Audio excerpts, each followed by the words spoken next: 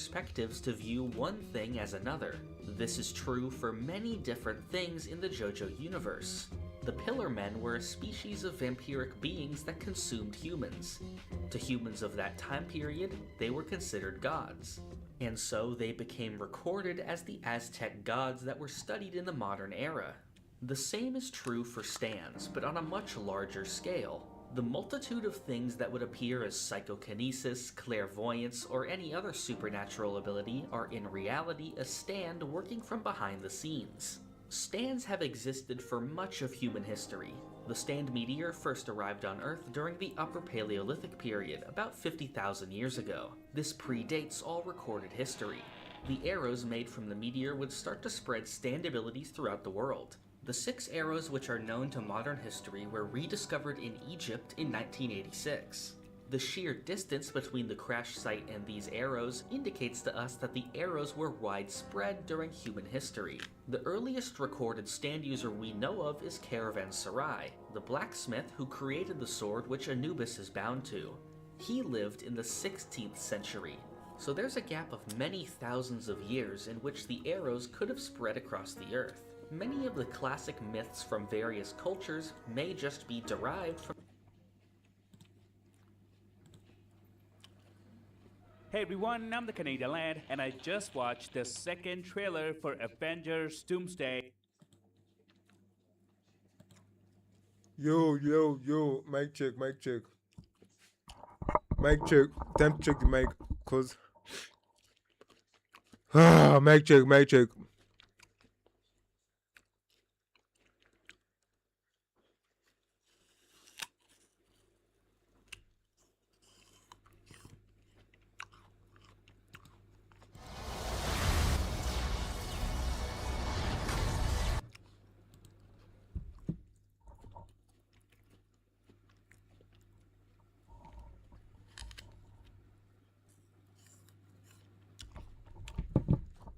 Mic check.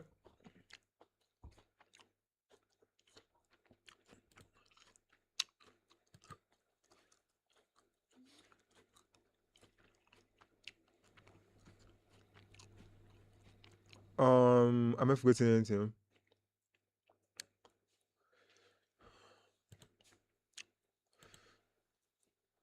I have to make sure I see chat this time around. Okay. Yo, 5 concurrent viewers. Let's get it. Let's get it. Yo, Gideon.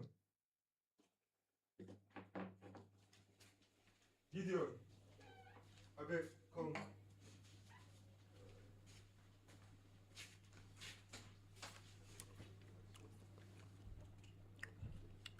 Yo, we have 5 concurrent viewers in chat. Let's go. You guys make sure you like and subscribe, Make sure you guys like and subscribe. Okay. Yeah, I told you how to wake up, as well. Why? Why did you wake Because if I'm streaming, to be disturbing him. Let me just let him know. That's what was still waking. That's Someone that's sleeping since. Hey, I want to record, as well. I want to do that clip day 2. Like, I'll change the camera angle safe. Yeah, I'll change it. you can do it yourself. Yeah, from the other, like, I want to record. I just want it to be very short, like, this one will be like 40 seconds, I swear. I don't see past 40 seconds. I already know the content of it, how it be and everything.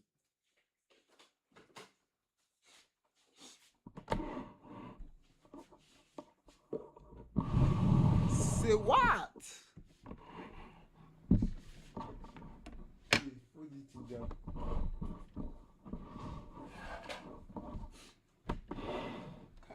I use my life to watch JoJo Adventure today. God!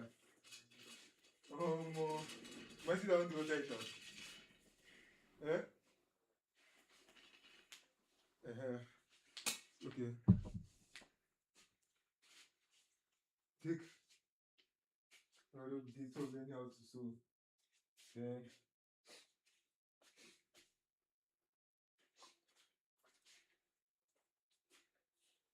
Is the lighting okay?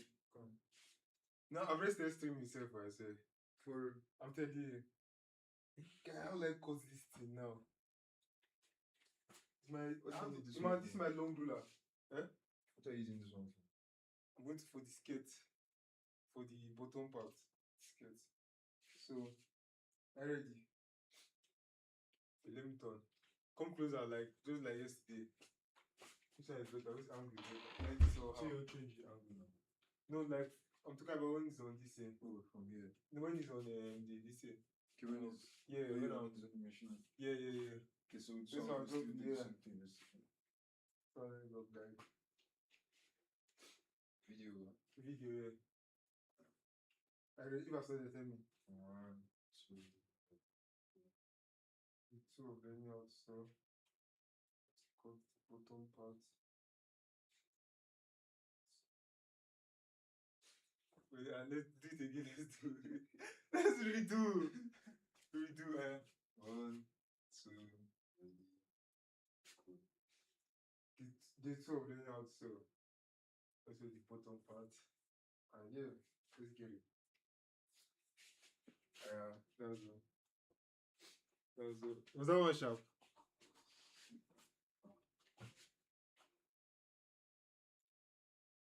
I want to know again.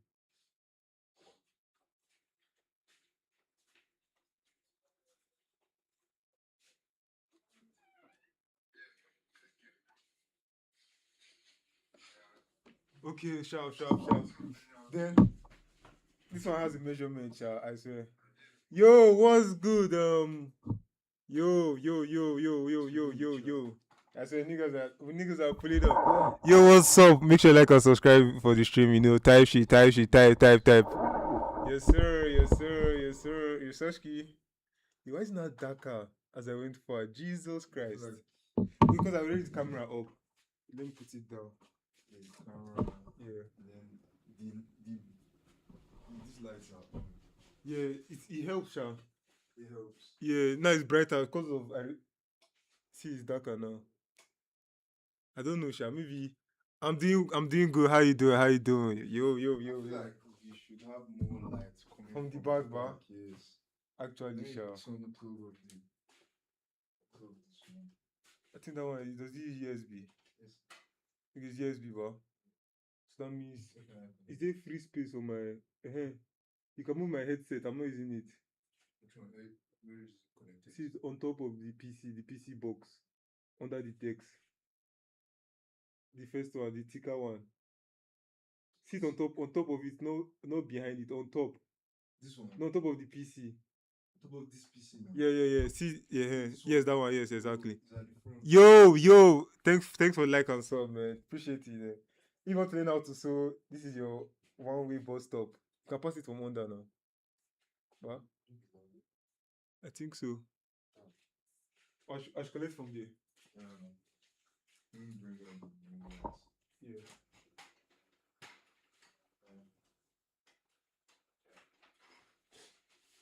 I've connected it. W like and sub in the chat.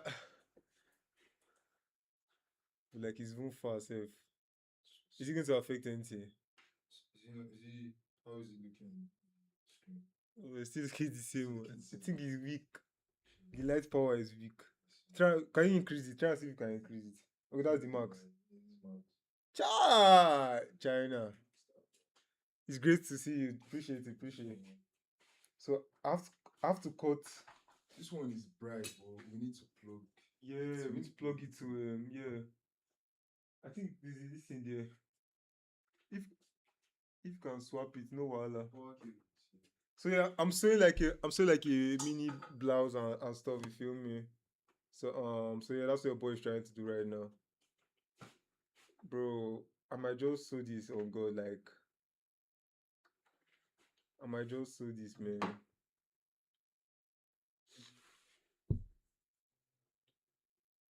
Is this piece on the extension, but that my extension that is bad. It's too far. Exactly, that's the thing. That's why I'm just using the up light, yeah. And we'll just continue like that. Anyhow, big man can't kill There himself. were 15 niggas, okay, 31 sharp. Yeah. That's YouTube.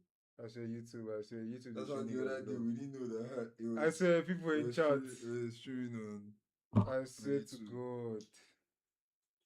Which is squeezed. The iron is still here. The iron bar. Yeah. I got it feel like I'm easy. Easy. W. I say I was watching Avengers this thing. No, you can't watch this thing on YouTube or they'll block this thing. From here now. No, like you can't watch on YouTube. You can watch video. Not pay Spotify. No, you can't listen to music. I mean, Oh, why? copyright. I swear, copyright. Watch is YouTube now. Yeah, you can watch YouTube. We can watch music videos and stuff. No, NT music, any audio you can react to something. We're watching videos yesterday. And they copyrighted our stream. I said, For real? no. Yo. Oh God. Yo, Dubby's in chat, man. We don't watch any copyrighted stuff. That's why I'm just reacting to videos. That's why that time I used to watch those crime videos. Because that's the thing guys can watch. That's boring. I said that was boring. I said it's boring. Oh God. Like the streaming platforms don't Easy. some license. YouTube like. It's used to pay artists. Oh. No, that's it. That's even. I don't even know, man. It's just a crazy thing, man. It's just unless can play uncopyrighted music, as all those dead West Side country music. I'm trying to listen to that BS right now, though. That's why I was watching Avengers Doomsday. I don't really used to like Doomsday, but I just saw this trailer and the way that I Hey everyone, I'm the Canadian lad, and I just watched the official trailer for Avengers this Doomsday YouTube at video. 0.2 It's on that speed. platform.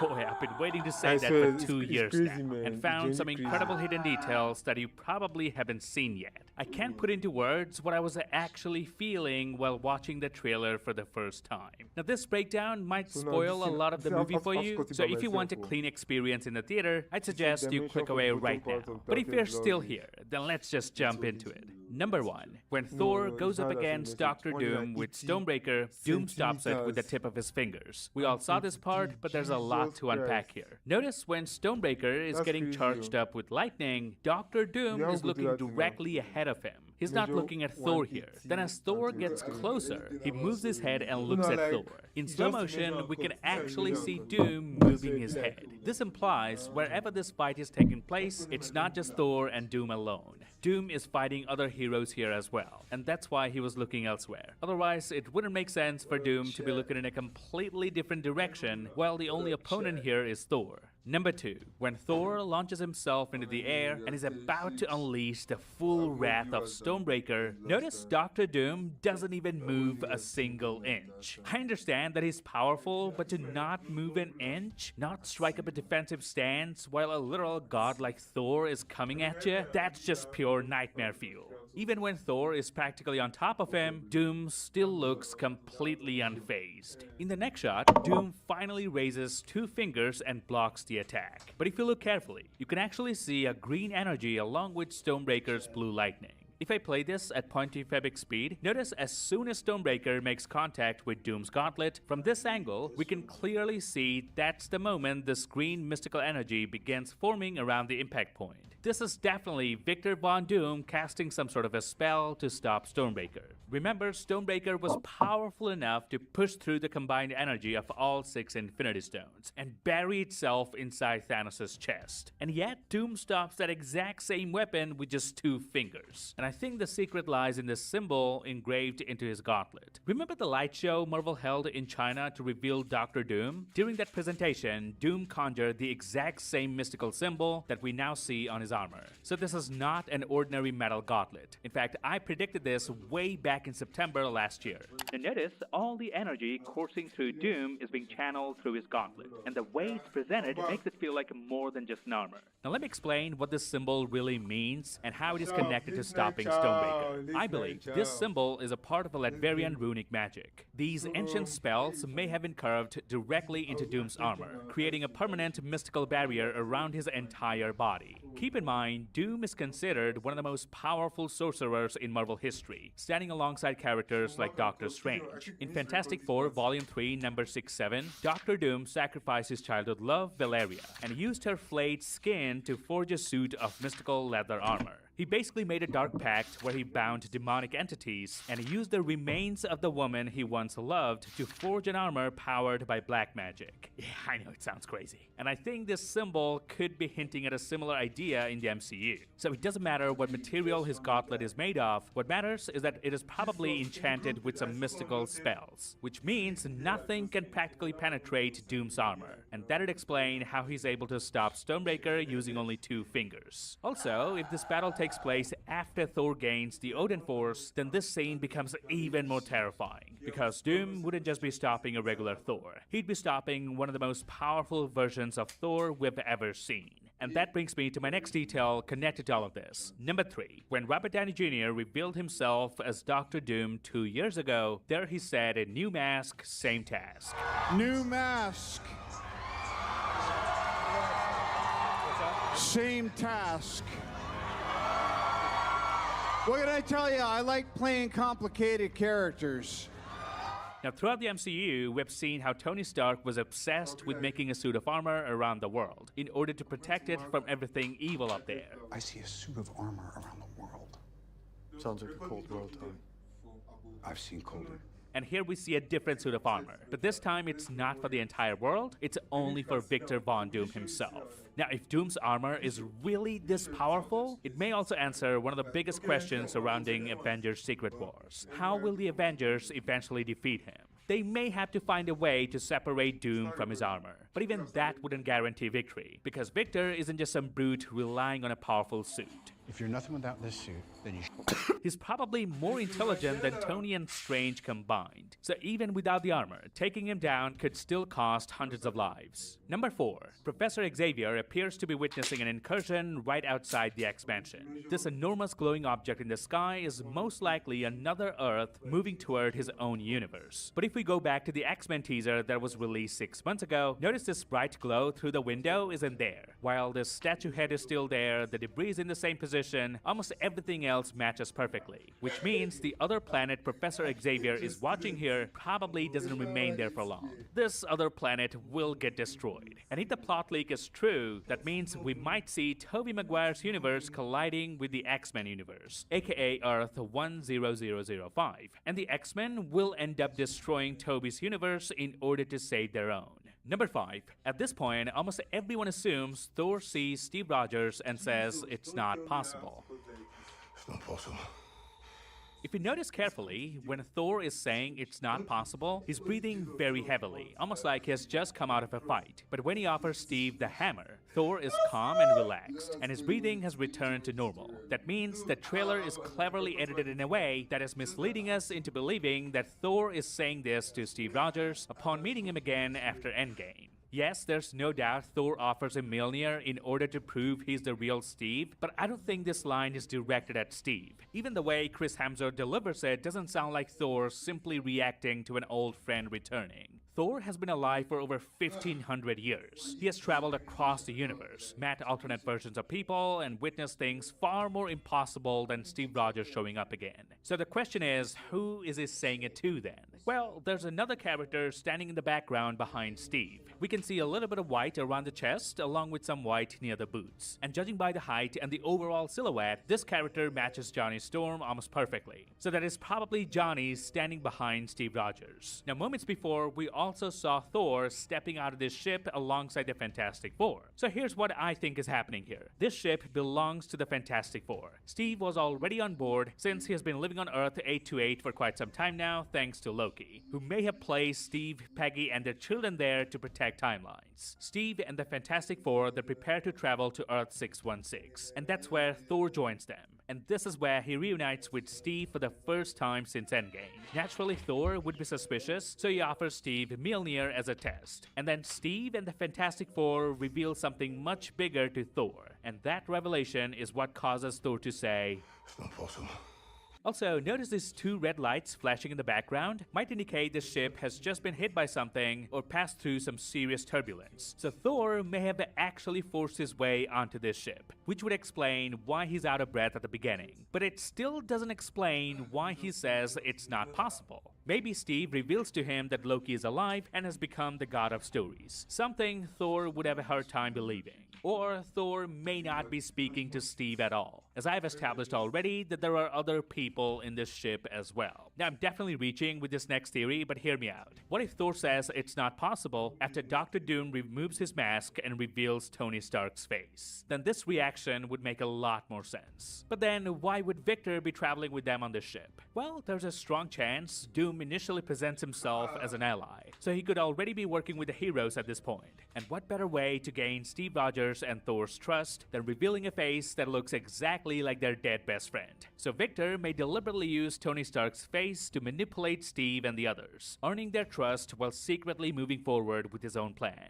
Number 6. The Avengers Tower has now been completely renovated. Back in Thunderbolts, the building was only 70% complete after Val bought it and renamed it the Watchtower. But here the renovation is finally complete and we can see the new Avengers A logo displayed across the front of the building. And this is the exact same logo all of the new Avengers have on their costume and also on the automatic doors during the post-credit scene of Thunderbolts. Number 7. When the Fantastic Four and Thor walk out of their ship, notice this unusually large section behind them is completely blacked out. There's almost no light coming through the gap between the characters. Initially I thought Thor's cape might be blocking it, or maybe Ben Grimm's body was preventing the light from passing through. But Ben is standing all the way on the left of everyone, while Thor is on the right. Now Thor's cape is nowhere near large enough to cover this much space behind the entire group. We should still be able to see at least some of the light coming through between their bodies and underneath their legs. So I think Marvel has digitally altered this shot to make it appear as though only 5 characters are walking out of the ship. Now they already showed us that Steve will be in this ship, so why hide him from this particular shot? Well, I don't think Steve is the only person Marvel has removed here. I believe Dr. Doom is walking out with them as well, because the dark space behind the group is far too large to be covered by either Thor or Ben Grimm. Someone, or possibly multiple characters, has clearly been erased from this frame. And considering my initial theory that Doom initially presents himself as an ally, so Victor Von Doom could be the major character Marvel is hiding from us here. Number 8. Inside the Watchtower, we see everyone standing together and listening to Thor. Needless to say, there are probably more characters in this room than Marvel is showing us right now. But let's focus on this massive display in the background. We previously saw the same screen at the end of Thunderbolts, where the Fantastic Four were arriving on Earth 616. If we can decode what's being shown on this display, we'll be able to figure out what's actually happening to the multiverse. So let's analyze it. At the center, there are 3 large blue planet-like spheres, all connected through this glowing Y-shaped structure. These are probably 3 separate Earths or 3 universes. Precisely Earth 616, Earth 828, and Earth 10005. This Y-shaped line could be indicating a pathway between them, or some kind of device designed to hold them together or push them apart before they collide. But notice only one of these 3 lines is currently glowing blue. The second line is on the verge of glowing, while this third line isn't glowing at all, indicating this planet has already started affecting another, while the third connection hasn't fully formed yet. Now let's focus on the diagram on the left-hand side. Here we can see what appear to be the cores of these 3 planets, and each one has a different color: blue, yellow, and red. They're all moving around the same central point. I think the system is calculating their trajectories and how close they are to impact, and I think these different colors represent the current condition of each universe. The one with the blue core may still have some time left. The yellow one is in a more critical state, and the planet with the red core is probably deteriorating the fastest and getting dangerously close to destruction.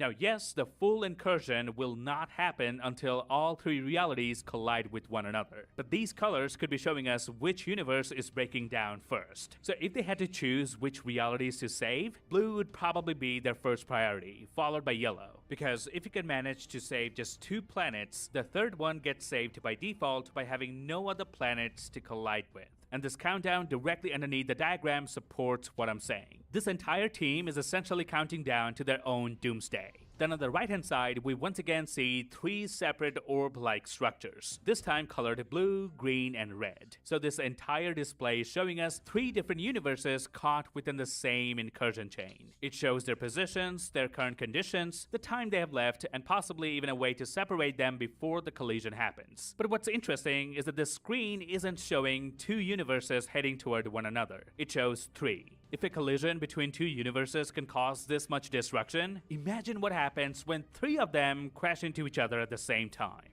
Number 9. In Namor's throne room, we see the Talokanil drawing their weapons on the Wakandans, which shouldn't happen because at the end of Black Panther 2, Shuri and Namor had already reached an agreement and brought an end to their war. So something must have gone wrong for the tension between them to reach this point again. We can see how pissed Namor looks here. We can also see John Walker, Joaquin Torres, Bucky, Ava, Ben Grimm, and Sue Storm standing inside the room. So it's pretty safe to assume this larger team splits into smaller groups and travels to different locations. I like how Joaquin should stay with Sam Wilson, but instead he shows up here. And that's probably because Sam sent Joaquin with Bucky to keep an eye on the mission, and so he knows what Bucky is up to. Now the new Avengers, along with Ben and Sue, probably arrive in Wakanda first, and the Wakandans then escort them down to Talokan to meet Namor. But at some point during this conversation, someone must have said something that completely sets him off. And that's when the Talokanil raise their weapons. Number 10. Let's go back to the Thor vs. Doom scene for a moment. Take a closer look at the background. This looks like a damaged part of a robot, or perhaps a Sentinel, as a centerpiece looks very similar to a repulsor. So my theory is this entire battlefield is scattered with destroyed Sentinels, and after defeating Thor here, Doom will bring them back to life, and that's when we will get this scene where Cyclops lets loose and unleashes absolute havoc on the battlefield. This entire sequence actually leaked a few weeks ago, and I already broke it down frame by frame, so make sure to watch that video as well. Number 11. When Gambit and Shang-Chi go up against each other, Gambit pulls out one of his signature glowing cards with his left hand. Now Gambit can manipulate kinetic energy, which is why his playing cards light up whenever he charges them.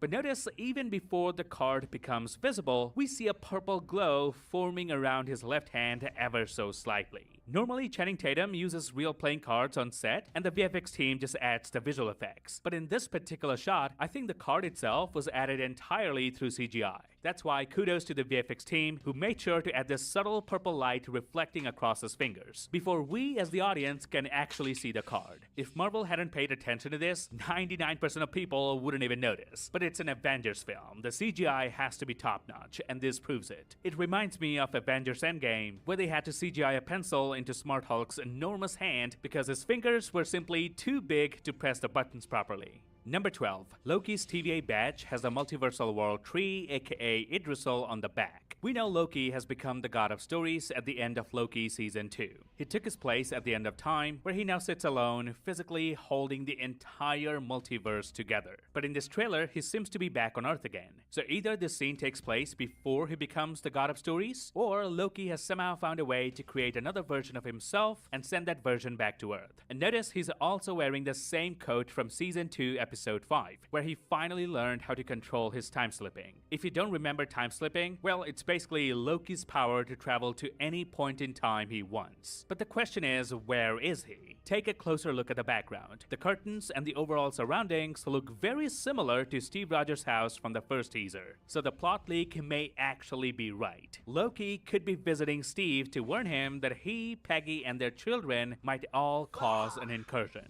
because Steve was never supposed to remain in the past after returning the Infinity Stones. But this is no longer the same Loki who only cares about himself. After everything he went through, he may offer Steve another solution. He could move Steve, Peggy, and their children to an alternate reality, aka Earth 828, the same universe as the Fantastic Four. Because from Loki's perspective, if Steve and his family live quietly and remain isolated, they won't affect the timeline. Notice the person holding Loki's TVA badge has a wedding ring, so this is most definitely Steve Rogers holding it. Now there's also a theory going around that Dr. Doom will eventually reach Loki at the end of time, steal his powers, as Doom is known to steal powers from every single enemy he fights. And I do think that could happen. But here's another possibility. Just before Doom takes those powers from him, Loki may time slip into the past and visit Steve to warn him about everything that's coming. Or Steve might use his badge to locate Loki.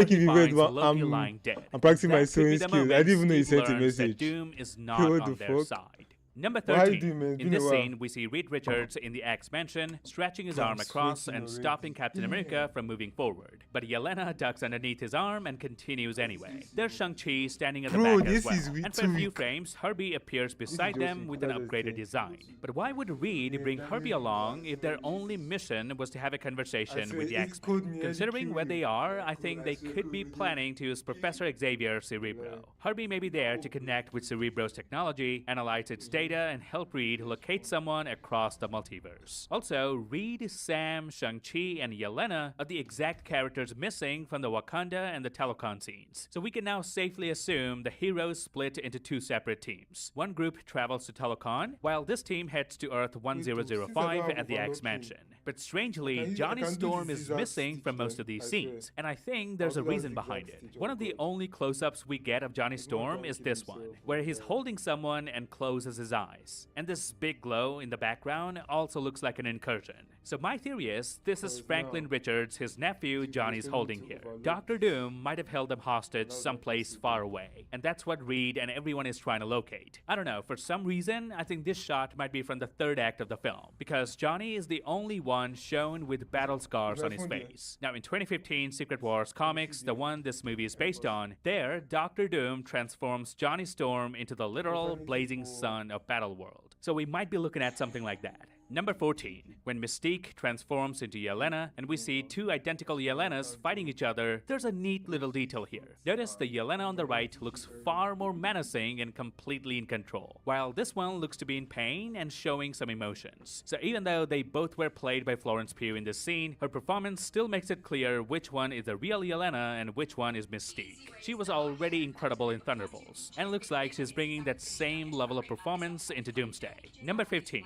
Inside the X Mansion, Shang-Chi, Sam, and Reed all appear to be fighting Gambit. But I don't think it'd take all three of them just to handle one X-Men. So there are probably more X-Men involved in this fight who Marvel has removed from the trailer. Also, just before Gambit slams his staff onto the floor, notice there's some kind of a device lying on the ground. It could be something important, or it may simply be debris left behind from all the fighting. Number 16. In this shot, Namor appears to be flying through the air, and judging by his expression, he's definitely fighting someone here. But take a closer look at the background. We can actually see the ocean water parted on both sides. So this is still the same location where we previously saw the Wakandans meeting the Avengers in the middle of the ocean, with the water split apart like Moses style. Number 17. This one is not a visual detail, but if you notice, we only hear three characters speaking throughout the trailer. It's Robert Downey Jr. as Dr. Doom, Chris Hemsworth's Thor, and Chris Evans' Steve Rogers. So basically, the only voiceover we hear in this trailer are from the OG trio.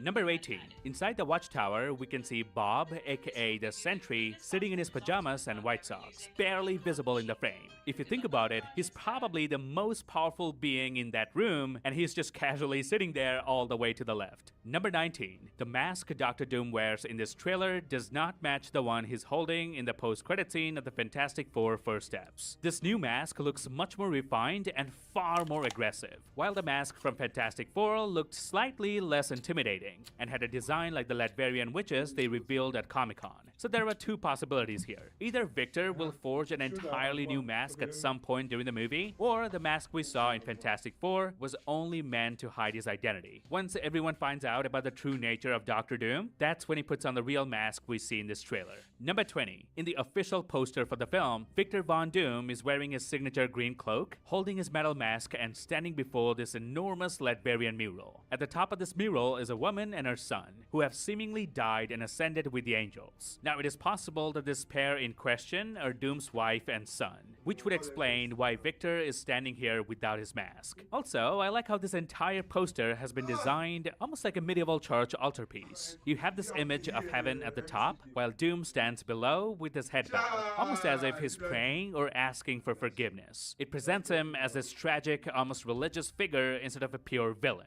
And that fits perfectly with Dr. Doom's history from the comics. In the comics, Victor's mother, Cynthia Von Doom, and the Romani people were suffering under the brutal rule of a Latverian king, Baron. So to protect her people, Cynthia made a pact with Mephisto and traded her soul in exchange for enough mystical power to defeat the tyrant. But Mephisto deliberately gave her more power than she could control, causing her magic to go haywire and accidentally killing several children from the village. Overwhelmed with horror and guilt, Cynthia renounced the dark power and died in her husband Werner von Doom's arms. But because of the pact she made, her soul was dragged down to Mephisto's realm to suffer eternal torment, and saving her soul became one of Victor Von Doom's greatest motivations. So in this iteration, Victor may not see himself as evil at all. He is simply someone who has been broken beyond repair.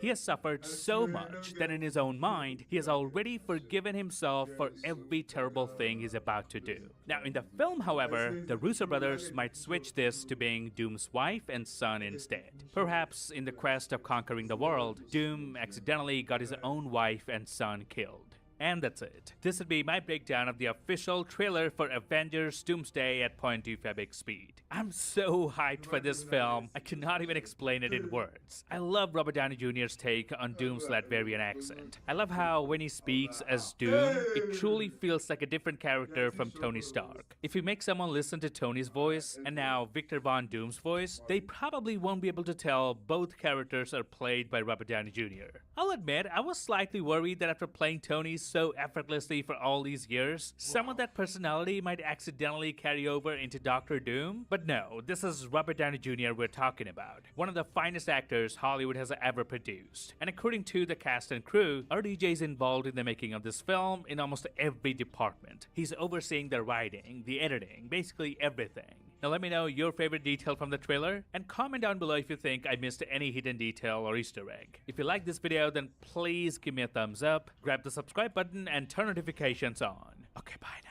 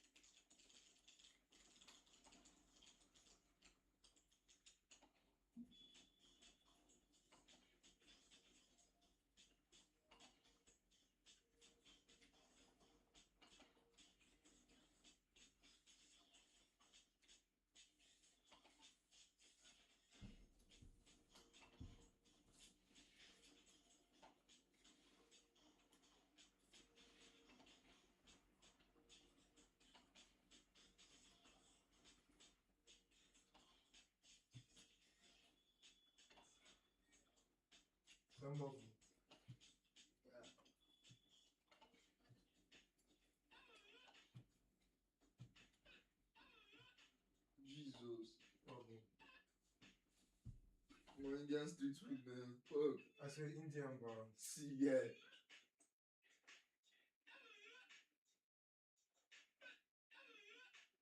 Hold on, it gets worse. Same person. Kai. In the niggas with forehead in India.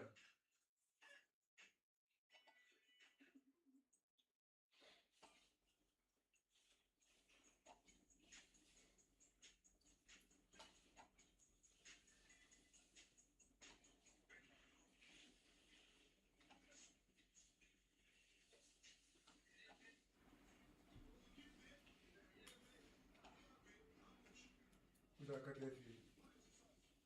Yeah? You don't know.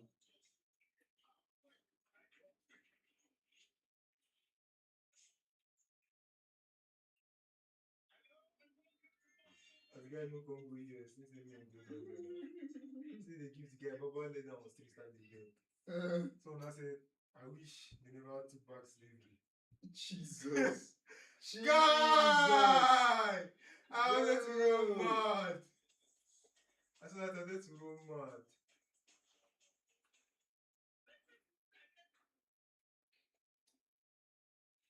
I wanted to go crazy.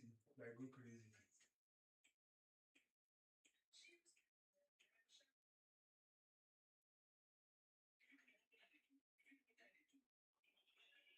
If Gigi replied to that Rema to say Rema for 2026. Jesus. As in, Why? In big 26, bro. You're still doing all Ah! of that. It's like for 2026. Yeah, Nema is a fool. Like, do you know like that guy? That guy's not an artist, so he's just a kid that go film. To me, that's how I see that nigga. It's not anything of artistic value. Yeah, Nema for 2026. Nothing really creative. This one, I see that thing, but I started laugh. I see that Gigi talk this one. Under my dream.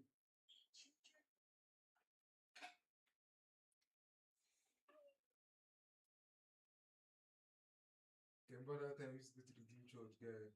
This you used to go to the gym church that time. This one here. Was it time we used to go? We used to go or something. I said that time, but it's Auntie Agnes that will force us to go that time. I don't remember, I can't forget. That's it. Honestly, I should have gone back. Swear. Who said it? I don't know that day now. When was this? Something like, I mean, like 1 month or 2 months ago. Serious, swear that fact. Ima, did I actually have park? Did I actually have park? Where did you park? When did you park?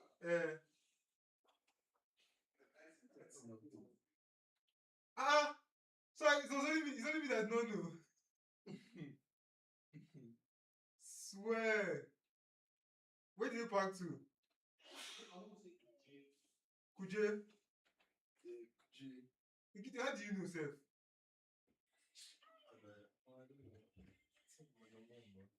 Okay. I should not tell me, Shabu. Amado.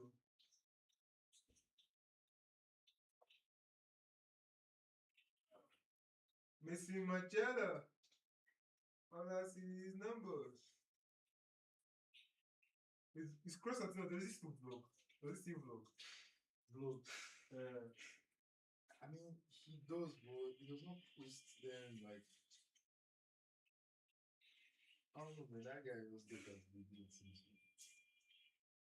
Yeah, when told that guy was 30, I said I was not supposed to be as well. Yeah. When told me he was 30 years. More than 50. 30 something, I mean. Yeah, I don't know who believe as well. I don't know. He's more than 30. Yeah. He's above 30. God, that's a good man. Like 34. 34. Crazy. You know, first person they do stream this, bar? Like, but first person they do stream it in Nigeria. To stream in Nigeria. They do stream it in Nigeria. First person they do stream it in Nigeria.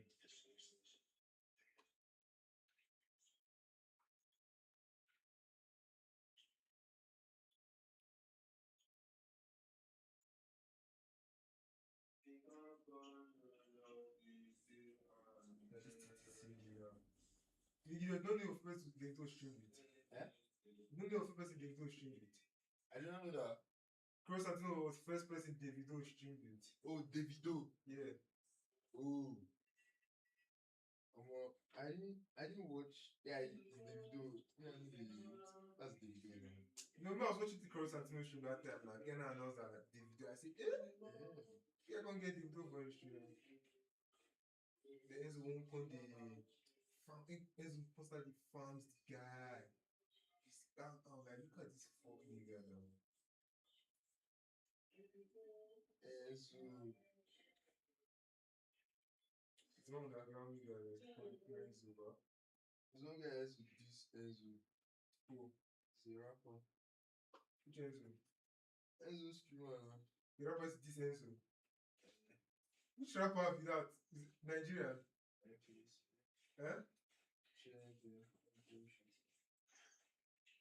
He's dissing black girls too.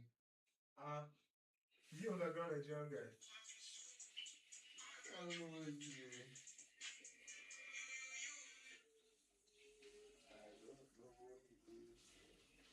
Let me hear the diss track. That's what I'm looking for.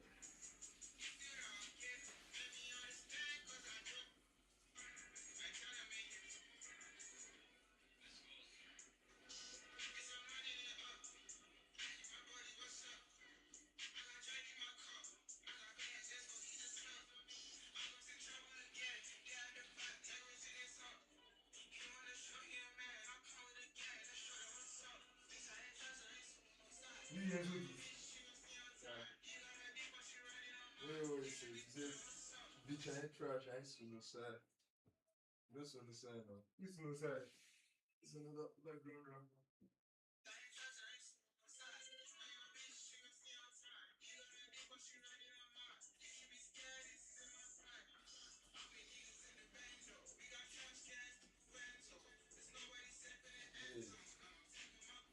Yeah. They said again, I know. He said we got trash cans to put Enzo.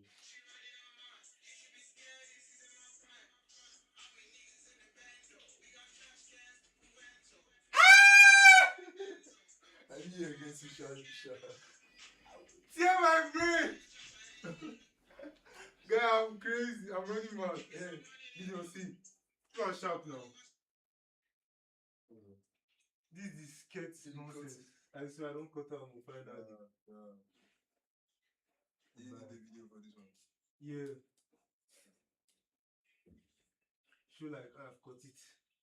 I need practice fabric to practice my stitch.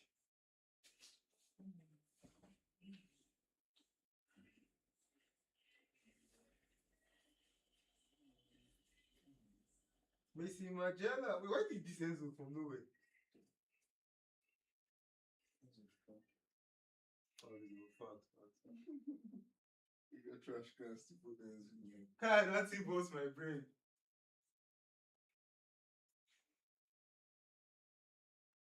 No. When I start doing the gathers, I have a video. Now I'll practice this thing first. Just chill. Yeah, chill. I think was my brain, bro. Yeah. You got trash cans to put Enzo. Like, I want to watch Chris Santino vlog, I say.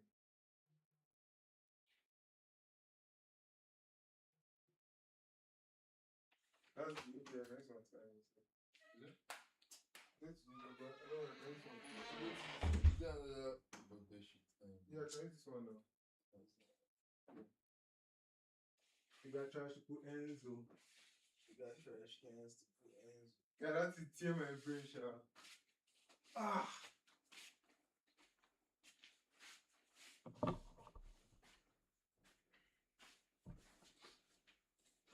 At 0.2 Febix speed and found the hidden patch on Doom's armor, Doom using dark evil magic, Doom's 2 different body armors, and many more amazing hidden details and Easter eggs that you might have missed at regular speed. My goodness, lads, this trailer raised all the hairs on my body. This is what Marvel is supposed to be. I had some doubts about Robert Downey Jr. playing Dr. Doom, but after watching this trailer, all my doubts are gone.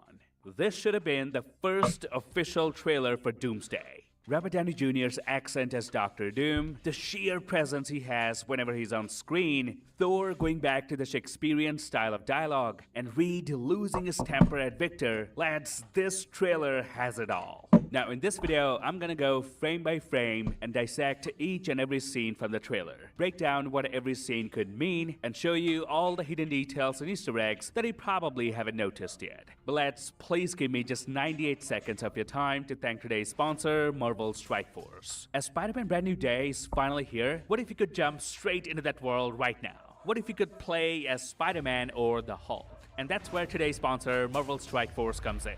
Because right now, the Webs Assemble Spider-Man event is live in celebration of Brand New Day, making this one of the best times for new players to join the game. And getting started is really simple. First, download Marvel Strike Force using my link in description. Second, jump into the Webs Assemble Spider-Man event, where you can unlock new event rewards simply by playing the game. And third, use my promo code SPIDEY to immediately unlock 2 of Marvel's biggest superheroes, Spider-Man and the Hulk. Basically, you can skip the early grind and start your journey with the ultimate Marvel duo. But that's not all. By taking part in the event, you'll also have a chance to get an exclusive co-branded Spider-Man costume inspired by Brand New Day. One of the reasons I keep coming back to Marvel Strike Force is that it's not only based on the Marvel Universe, but it also helps me stay connected with everything currently happening in the Marvel world. The game offers new challenges every day, so I've always got something new to do.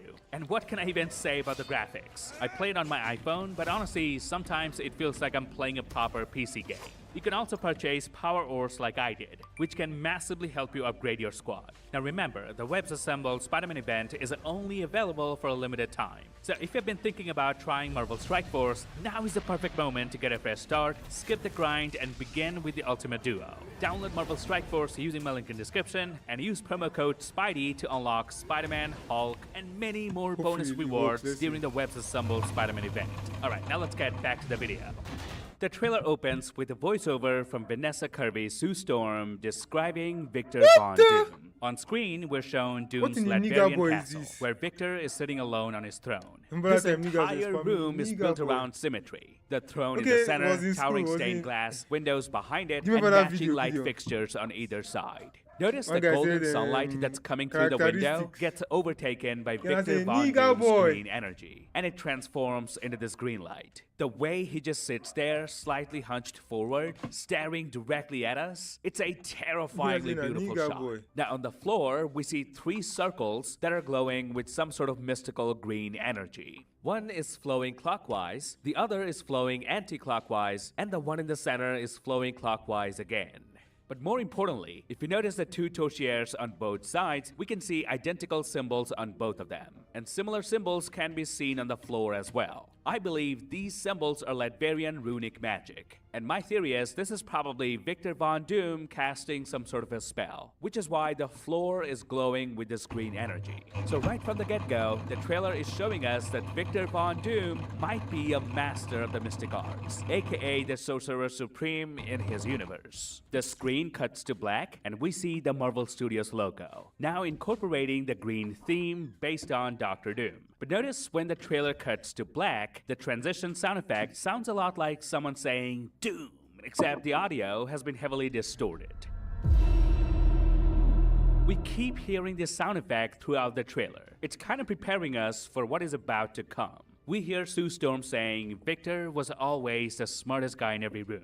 He used to be different. Guy, this He used to be Dr. Doom, kind, man. he used to be Guy, caring. Marvel know how to And make niggas then wait for everything he something. loved was taken from him. I knew he was lost, but I did not realize that he was broken. So right off the bat, we can assume Victor Von Doom is indeed from Earth 828, the same universe as the Fantastic Four, because Sue Storm clearly knows him. She knows what kind of person he used to be before he became whatever he is now. Remember how it was Gamora in Infinity War who was telling everyone about Thanos because she had first-hand experience with him? Now in Doomsday, it seems like Sue Storm is kind of playing that role. She's the one describing who Victor Von Doom is to the rest of the team. Now why did Sue say Victor used to be kind, used to be caring? Well, in the comics, Victor's mother, Cynthia Von Doom, and the Romani people were suffering under the brutal rule of a Latvian king Baron. So to protect her people, Cynthia made a pact with Mephisto and traded her soul in exchange for enough mystical power to defeat the tyrant. But Mephisto deliberately gave her more power than she could control, causing her magic to go haywire and accidentally killing all the children from the village. Overwhelmed with horror and guilt, Cynthia renounced the dark power and died in her husband Werner Von Doom's arms. But because of the pact she made, her soul was dragged down to Mephisto's realm to suffer eternal torment, and saving her soul became one of Victor Von Doom's greatest motivations. So in this iteration, Victor may not see himself as evil at all. He is simply someone who has been broken beyond repair. Now, in the film, however, the Russo brothers might switch this to Doom's wife and son instead. Perhaps in the quest of conquering the world, Doom accidentally got his own wife and son killed.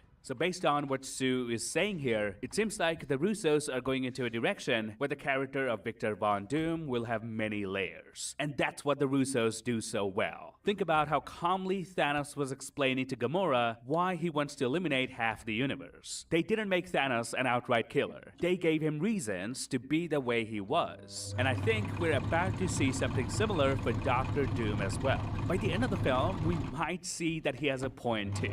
And then we see Ian McKellen's Magneto staring straight into the camera, but one of his arms is in a plaster cast. So we're looking at a Magneto who is injured, meaning this scene probably takes place after this one where we saw Magneto playing chess with Professor Xavier. And I don't think putting Magneto in a cast is some random visual detail either. For somebody like Magneto to injure his arm badly enough that he actually needs a cast, something pretty brutal must have happened to him. We then see Channing Tatum's Gambit sitting by himself, and judging by the background, it does appear as if he's sitting in the same room as Magneto. So this is probably inside the X-Mansion. We then get a glimpse of Chris Evans' Steve Rogers, who now has a long beard, as opposed to his clean-shaven look from the teaser. Based on the curtain and the background, I think Steve is probably sitting inside his own house here. Now what's interesting is the way he looks down, but the trailer cuts away before showing us what he's actually looking at. Now my theory is this is where Steve Rogers looks at Loki's TVA badge, which we saw in trailer 1. Then we cut back inside Doom's castle. But this time, we're no longer inside the throne room. We're standing just outside it. There are these enormous windows all around the castle. Sunlight pouring through them, and the ceiling is ridiculously high. We see Dr. Doom wearing his metal mask, looking at a giant mural. The same mural that they released as an official poster for the film. Now, if you notice, we can actually see RDJ's eyes shaking in this scene, meaning this mural holds a special place in Victor's heart. He is in tears just by looking at it. And yes, Doom's eyes are gonna be green in this film. We then get a closer look at the mural, where we see a woman and a young child. Now, if they go by the comics, this is probably Doom's mother and Doom himself. Or this could be Doom's wife and his son. And I love what they've done with the lighting inside the castle. This entire place has this dark green palette. So when the normal yellow sunlight comes through those gigantic windows, some of that light reflects green across the mural. And throughout all of this, there's this eerie music playing in the background, along with Sue's voiceover. We cut to a room where we see Shang-Chi standing in the center with Shuri to his right and M'Baku behind them. US Agent aka John Walker is also here. We then see Thor clenching his fist, looking completely defeated. Cut to this overhead shot where the camera rotates while slowly moving inward. And we see Dr. Doom standing there in his full costume with the hood pulled over his head. He's standing incredibly still with both his hands clasped together in front of him at his waist level. And right before the camera gives us a proper frontal look at the mask, the screen cuts to black again. Now, if you notice the symbols on the floor, they're the same symbols we saw on Victor's throne room. So that's where he is in this scene. Except this time, there's no natural light coming in. Trust me, lads, this is the best Dr. Doom has ever looked on screen. Now, for some reason, I don't know why, I feel there's another shadowy figure standing in the background here. I might be tripping, but let me know what you think. We're then shown an apocalyptic New York that's mostly destroyed. As we can see, the Chrysler Building and the building where the Avengers Tower would be is also destroyed. This is probably visuals from when an incursion takes place. Or perhaps Dr. Doom has caused this alternate New York to get destroyed. Which might be why Reed is asking Doom, Victor, did you do this? Reed is wearing the same white jacket we saw him wearing in trailer 1. But notice how both Reed and Sue address Doom by his first name, Victor, which implies both Reed and Sue have known Victor Von Doom personally for quite some time now. Reed asking Victor for the second time, "Answer me, Victor! Did you do this?" With pure anger and frustration, indicates that Victor may join the heroes pretending to be a good guy, but then at some point when everything is already in motion, Victor reveals what he was actually planning all along, and that's when Reed asks him this. And notice how Reed literally grabs Victor's right-hand gauntlet and starts shaking him while screaming in his face, which goes to show that Reed Richards is physically a lot stronger than people sometimes give him credit for. Also, notice Reed is kinda looking upward while talking to Victor. So either he's kneeling down in this scene or Victor is really tall. Also, whenever you see this gray metallic gauntlet on Doom's hands, know that this is after his transformation. Because when you see him with regular black gloves, that's before he betrays everyone. And here we get a close-up shot of Victor, where he slowly opens his eyes, and we can clearly recognize Robert Downey Jr. inside the metal mask. The eye holes on the mask have been kept significantly bigger so that we, the audience, can feel it's always RDJ inside the costume. But notice this mask does not match the one we saw in the post-credit scene of Fantastic Four First Steps. That mask was much simpler, almost less threatening if I may say. But the one Doom is wearing in this trailer looks sharper, more aggressive, and far more battle-ready. So I think Doom might actually have different versions of his costume throughout the movie. Maybe he starts off wearing something much more restrained when he's still presenting himself as an ally. And then as the movie progresses, we slowly see Victor upgrading the suit until he eventually becomes the Dr. Doom we're seeing here. Then the trailer shows us a montage of many different scenes with RDJ's voiceover as Dr. Doom. All of you have lived stolen lives.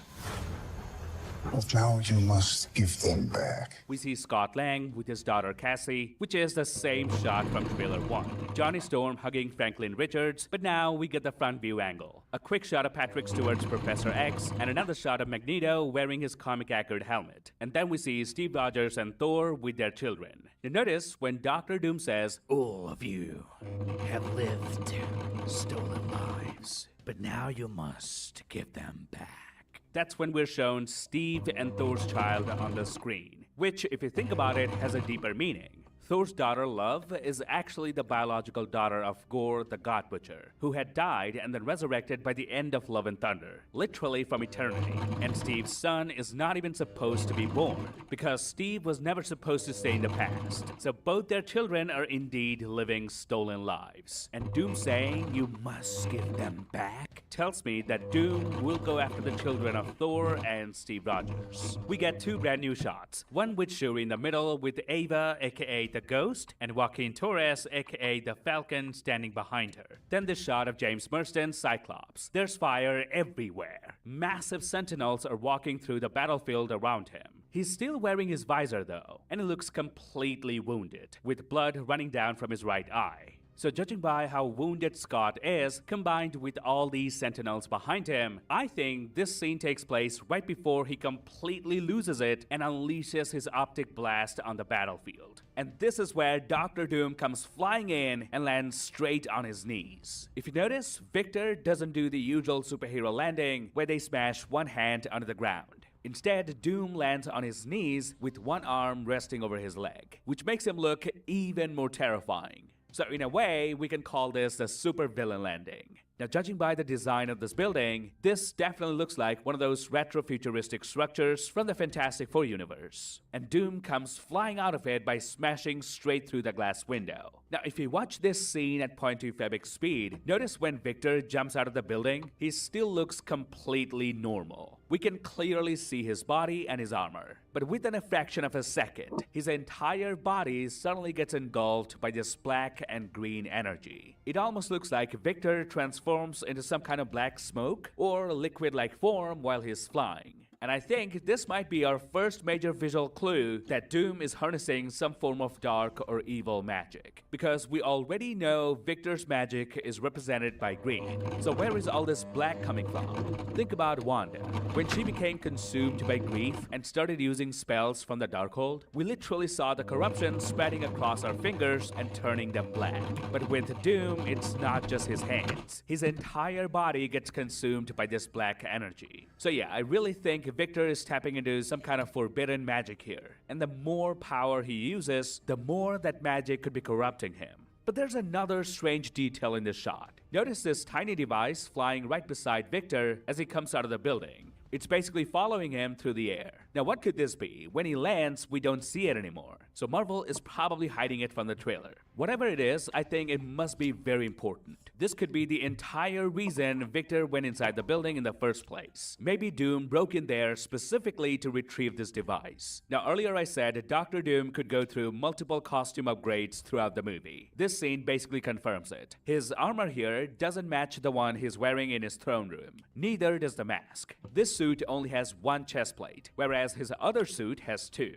In this one, the chain attached to the chest plate wraps around to the back of his cloak. But in the upgraded armor, the chain connects directly to the second chest plate. This armor looks much more retro, and quite friendly, for lack of a better term. So here's what I think is happening. When we first meet Victor Von Doom on Earth 828, this is probably the armor he's gonna be wearing. A slightly less intimidating version of Dr. Doom. But as soon as he gains more power and reveals who he truly is, that's when he'll transform himself and conjure up a new body armor made with dark runes, which explains the runic symbol we see on his gauntlet. Now I have to say this, the way the Russos shot this scene is just incredible. To depict Doom's incredible speed, they slowed down the camera movement. Meaning, Doom is so fast that even the camera is having a hard time following him. I've never seen a supervillain move like this before. We cut to the Thor vs. Doom sequence from trailer 1. Except this time we hear what Thor is actually saying, and the trailer shows us the full extent of the scene. Now I've discovered in my trailer 1 breakdown that the reason Doom can stop Stonebreaker this easily isn't because Victor is physically stronger than Thor. It's because Victor is using his mystical powers. This trailer gives us a better angle to analyze this shot. Notice when Doom was holding Stonebreaker back, it was still all blue energy from the Stonebreaker. But then Thor's lightning gets overpowered by Doom's mystical powers, and everything turns green. And that's when Doom is easily able to flick Stonebreaker onto the sides. And notice when Doom blasts Thor with his green energy, we again see the same black smoky energy glowing through Doom's gauntlet. So yeah, this dark magic is what's helping Doom overpower everyone.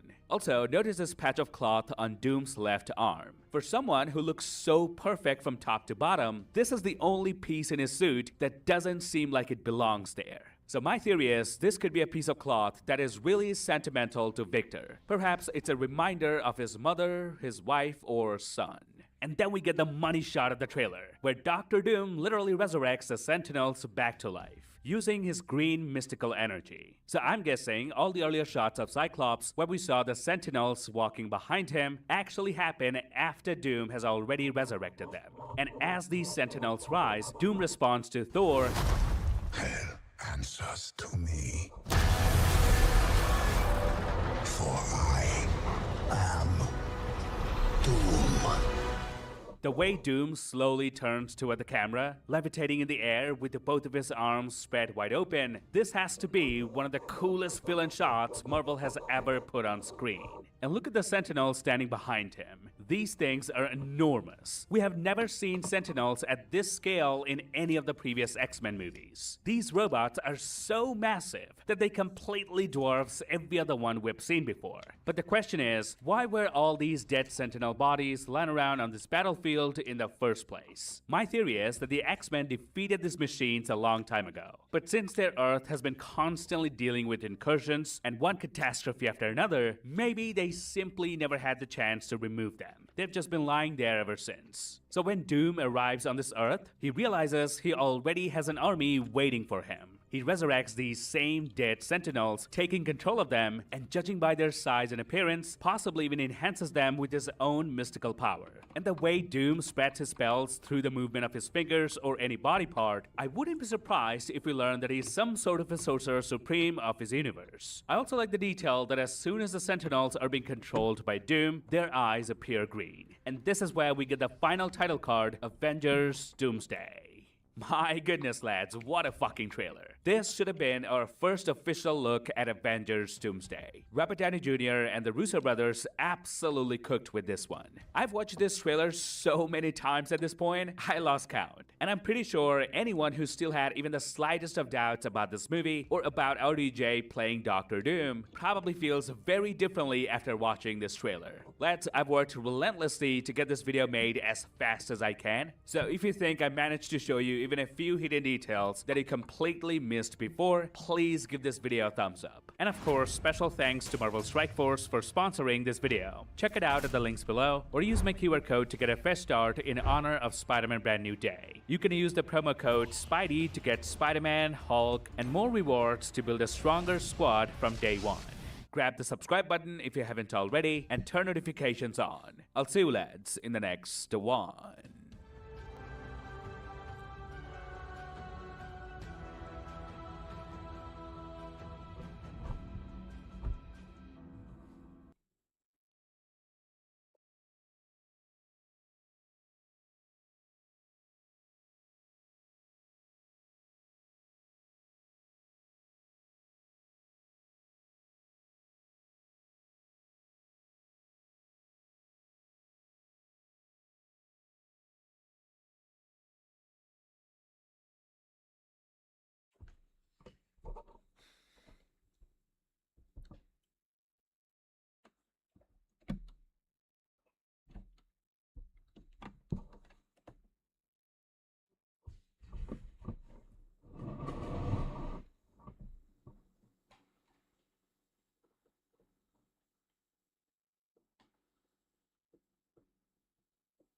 Eyes of heaven.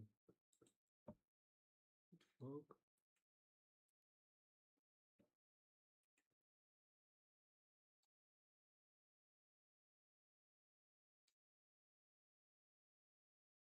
No way, fuck that.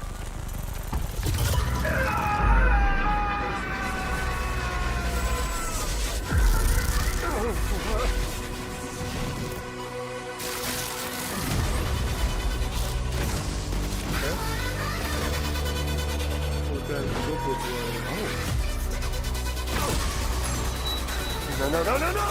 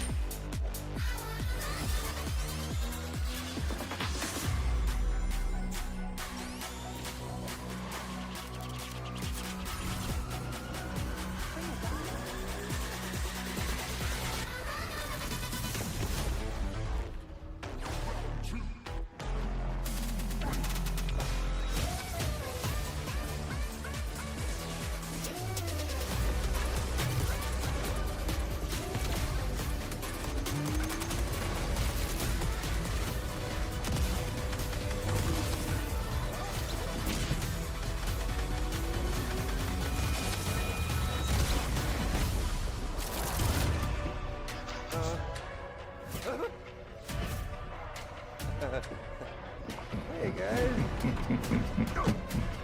You won't be needing this. The visitor's channel!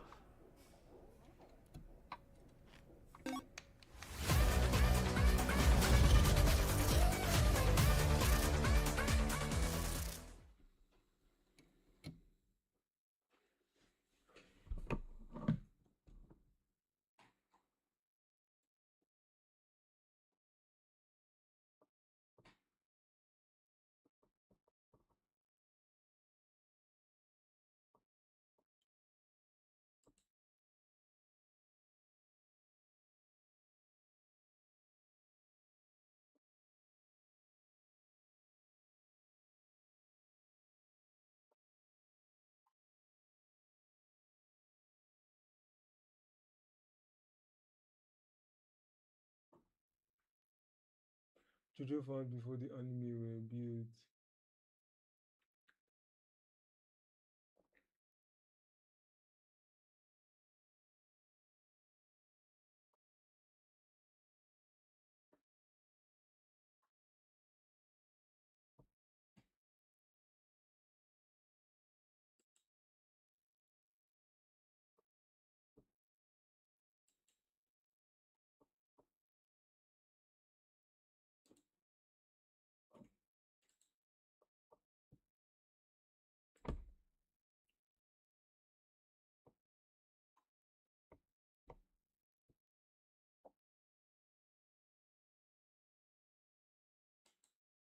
I've just bought this GT3 RS because Porsche have refused to fix it. Fries. From the outside, this GT3 RS looks immaculate. Who can say no to a GT3 RS? But it's what lies in the engine bay that made this car so cheap. There seems to be a little bit of leakage on the floor. This car used to have a full manufacturer warranty, which covered nearly everything on the car. But for some reason, when the previous owner took it into Porsche with an engine problem, they voided the warranty, leaving the previous owner with a 3RS that doesn't run or drive. Now, I want to solve the problem, Broken. fix it, It's not meant to be like that, guys. and take it back to Porsche to try and regain that warranty. And we've got our inspection back. But this is not going to be as easy as a first thought. Why is the oil on the floor? At this point, we don't know. So here's the situation. I wouldn't have bought this GT3 RS if I didn't think it was going to be an absolute bargain and a steal. This car has been looked after so well. The car's been fully PPF. It's a really, really good condition 991 GT3 RS. Like, even inside, like, everything's been really well looked after. Everything's original. I think the roll cage has been wrapped. Other than that, the car is pretty much perfect. But of course, there's something seriously wrong with the engine. And all we know is that it doesn't run, and that's about it, because we picked it up from a repossession auction. The first step, I think, is just to get the car in the ramp and see how bad the engine is, because if the engine is seriously bad, then it goes from being a bargain to not so much. Now, when I try to start the car, I can hear the starter motor turning over. So I don't think it's that. So before we go any further, I wanted to get it up in the ramp to see if there was anything obvious that's stopping this car from starting. Ooh. Any good? Very wet here. Are you ready? Ooh. Is there any metal fragments on here? Look at that, that is horrid. Thick as oat, isn't it? Yeah. So far, it's only got an oil leak. There's nothing obvious we can see at all underneath the car, apart from a little oil around the sump plugs. So I guess so far so good. What we really hope is that the gear, if the engine's bad, we're hoping the gearbox is good, because if they're both bad, then this is no longer any good. Okay, so I just had my hand on the sump plug, and Oh, that's good. you can just loosen it. It's finger tonic. What about this one? Oh, that is also finger tonic. Someone's been here before then. Someone's got a bit. There's no way you have two sump plugs loose. Someone's been here before. So, do you think the oil's just dripping out the sump plugs because they're loose and you've been trying to start it and it's pushing the oil out? Possibly. Potentially, yeah. So it might be good. Should we take them out and see what oil's left in the engine? Yeah, Let's because do if that. there's loads of oil left in the engine, then those sump plugs were left loose by someone, and that's the reason why it's blown up. I don't know. You can have more of that. Oh, A bit. A bit. okay. What else could have happened? Timing could have gone completely, because that explains why it won't crank. Might not be, that timing could have jumped. And when we remove the other sump plug, again, not much oil come out of that either. So far, nothing obvious. Take the oil filter out, see if there's any metal inside that. All we know about this car is that the previous owner stopped paying his finance because Porsche voided his warranty, when supposedly he had a problem with the engine. That's crazy, does it? Why won't it crank? If you look here, you know, on your lower arm here, Yeah. this side, you are meant to have a nut on the end of the bolt. Okay? If you go this side, there is no thread nor no nut. Let me see. That is gone. That is not going to drive very well. Oh yeah. So there is signs that someone's been here before, but we can't find any reason at the minute as to why Porsche has voided the warranty or the problem with the engine. So it looks like we've got to investigate further. Oh, look at that straight away. No sweat. Yeah? Yeah? Go on. Go on. Yes. It worked. And to investigate further, we've got to remove the wheels, because now we're going to try and get to the spark plugs. 2 e-torques there and there. We should get to the spark plugs. Before we go any further, I'm going to remove all 6 spark plugs. And maybe by removing these, it will give us some clues as to what's going on inside that engine. But the first spark plug looked fine, and so did the second. Again, very wet, but not smashed to a million pieces. So I continued removing all the spark plugs on the right hand side of the engine, and Leon removed all the spark plugs on the left hand side of the engine. Remember, these are 6-cylinder engines. There's 3 cylinders on each side, as they call it a flat 6. But when we got all the plugs out, none of them gave any clues as to why this engine wasn't turning over. Look at the camera. I would ring Porsche at this point and see if they've got any information about it, but it's 6:10, so they're not going to be open. Let's see if we can find this out ourselves, because at the minute there's no evidence of anything. With the spark plugs out, we can put this camera down the cylinder and see if we can see any damage inside there.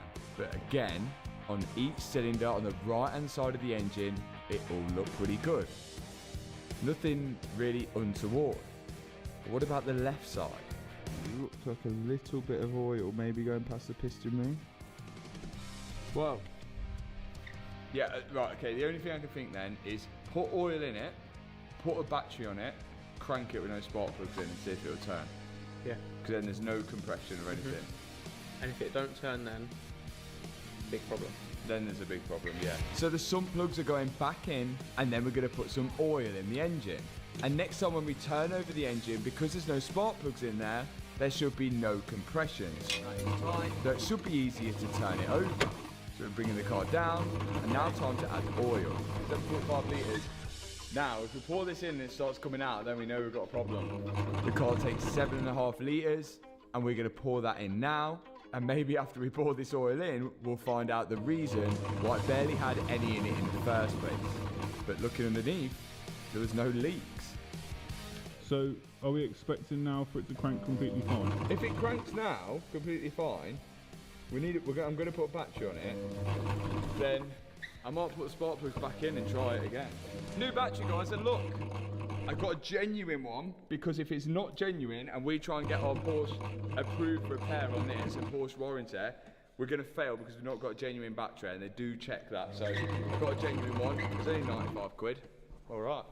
The first time I tried to turn the car over with the key, we had a jumper pack on the front because the old battery was completely dead. Just to eliminate that the jumper pack didn't have enough power, I have bought a new battery. And if we've got any hope on getting our warranty for this car at the end of the video, we've got to replace everything with genuine Porsche parts. That's what I've done. Leon, predictions?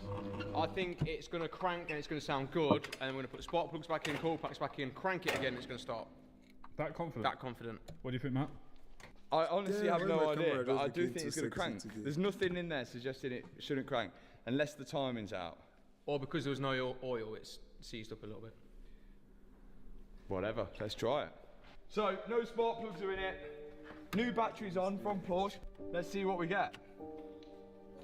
Refill coolant. So there's no coolant. We still haven't solved that issue yet, have we? Into park. Here we go.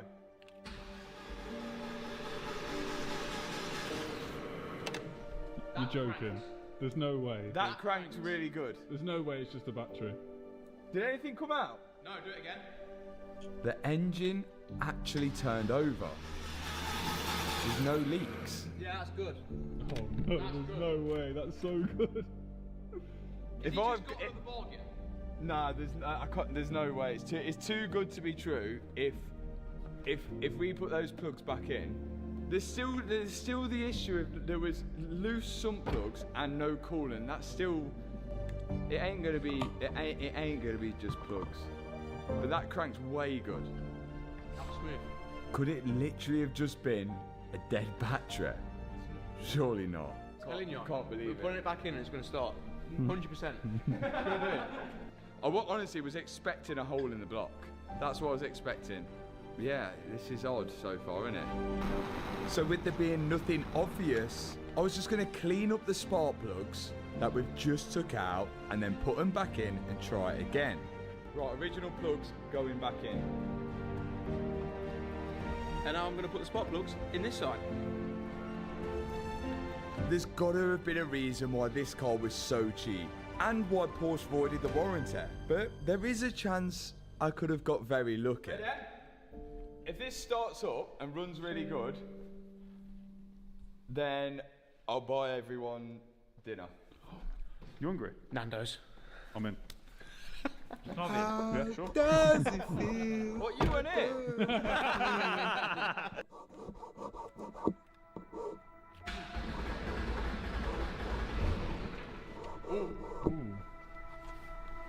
It sounded a bit different with the spark plugs in, didn't it? Yeah. Go again. I feel like it would have started up by now. No, just everything needs a prime, didn't it? Oh. There's a little bit at the end then. Better than it was a minute ago. I think try again. No. The more you do it, the better it's going to get. I really want Nando's, yeah. Yeah. That's what we'll do. I think it's the timing. Like, you know, like that don't... It's not cranking nice there. Not clipping a single kick string on you.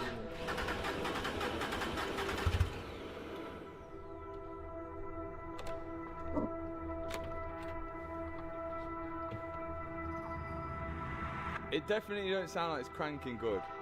So as most of you will know, there's 4 strokes on an engine. The first stroke is the intake stroke, where the intake valves open up, suck a load of air into the cylinder, and when the piston's on the way back up, the valves close to allow the piston to compress that air that's just been sucked in. When the piston's right at the top of the cylinder, fuel gets injected into it and the spark plug ignites that compressed air and the fuel, pushing the piston back down on its power stroke. Then, the next time the piston comes back up, the exhaust valves open and get rid of all that burnt gas, sending it out of the exhaust. Now, in order for this to all work, the crankshaft at the bottom of the engine has got to be in time with the camshafts, which open up the valves at the top. This is called timing. And if the timing is out, then that fuel and compressed air isn't going to fire. Alongside that, if we don't get a spark, then it's not going to fire. And if we don't get fuel, then it's not going to fire. Everything needs to work at perfect timing. Do you know the only other thing? This was in the car. It was on the seat. It was on the seat when we got it. This fuse was sat on the passenger seat when we picked up the car. I didn't really think much of it when we first got it, but now I'm thinking, has this been removed, stopping power going to the fuel, or even the spark? So now I'm just checking up to see where that fuse has actually come from. That left-hand side, B5, is missing a fuse. Yeah? Yeah. And on this that I'm reading here, B5 is a 20 amp Fuel pump relay. Yeah, I've just got the missing. Same. So if that's not in, that ain't getting no fuel. Why have they done that? Plug it in and start it up and we're getting Nando's. I've got the same look. B5 fuel pump relay. And which one's B5? So now we're going to put this fuse back into where we think it should have gone, and maybe now the car will get fuel. This is weird because that fuse was just sitting in the car. It was on that passenger seat, yeah, when we got it, yeah. See what happens now? Porsche centre set. Look, it's been to Porsche. This don't make sense.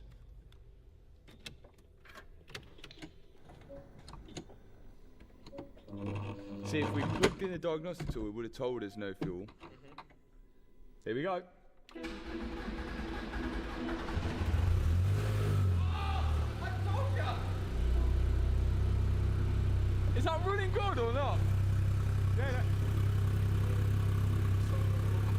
it sounds alright. Damn, he started. That's alright. Why does it sound okay? Or I don't know, is that good? There's only coming out of there.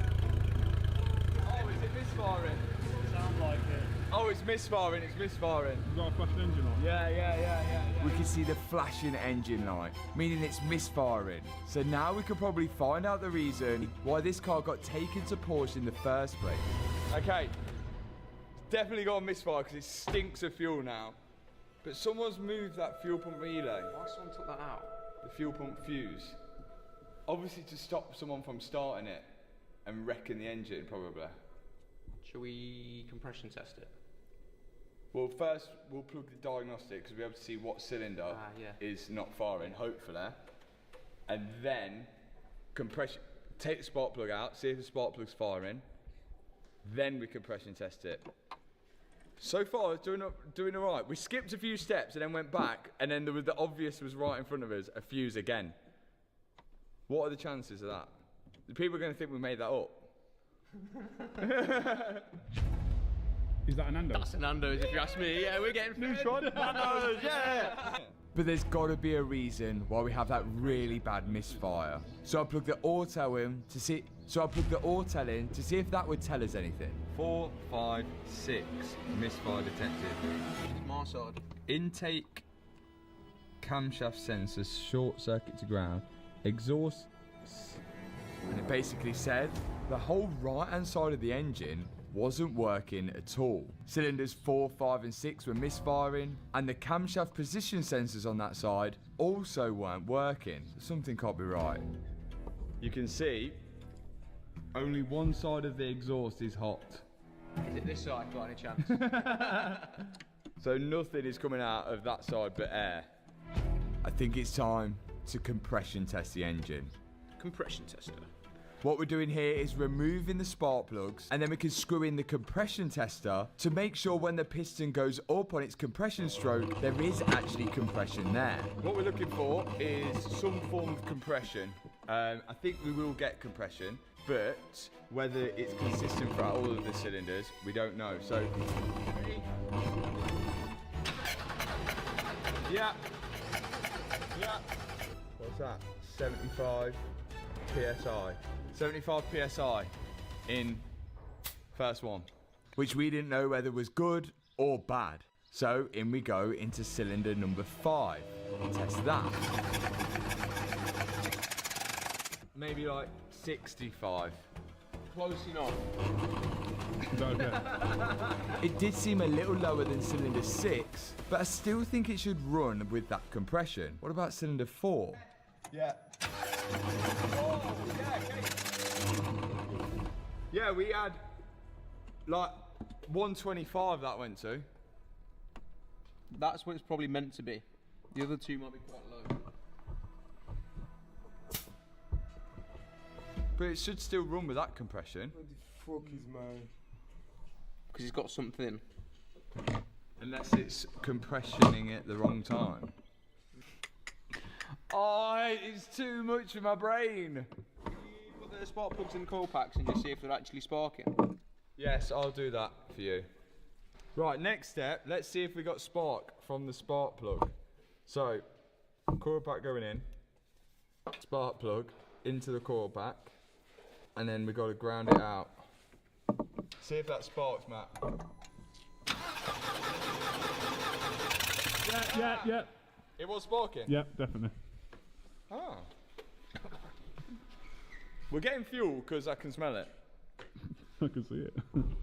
And we're getting spark. That's definitely sparked. 100%.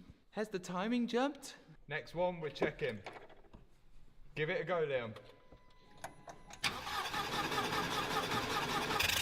Yeah. 100%.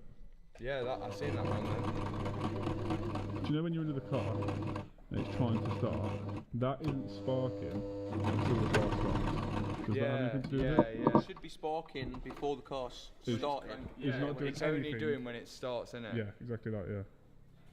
But it's like those camshaft sensors ain't telling it.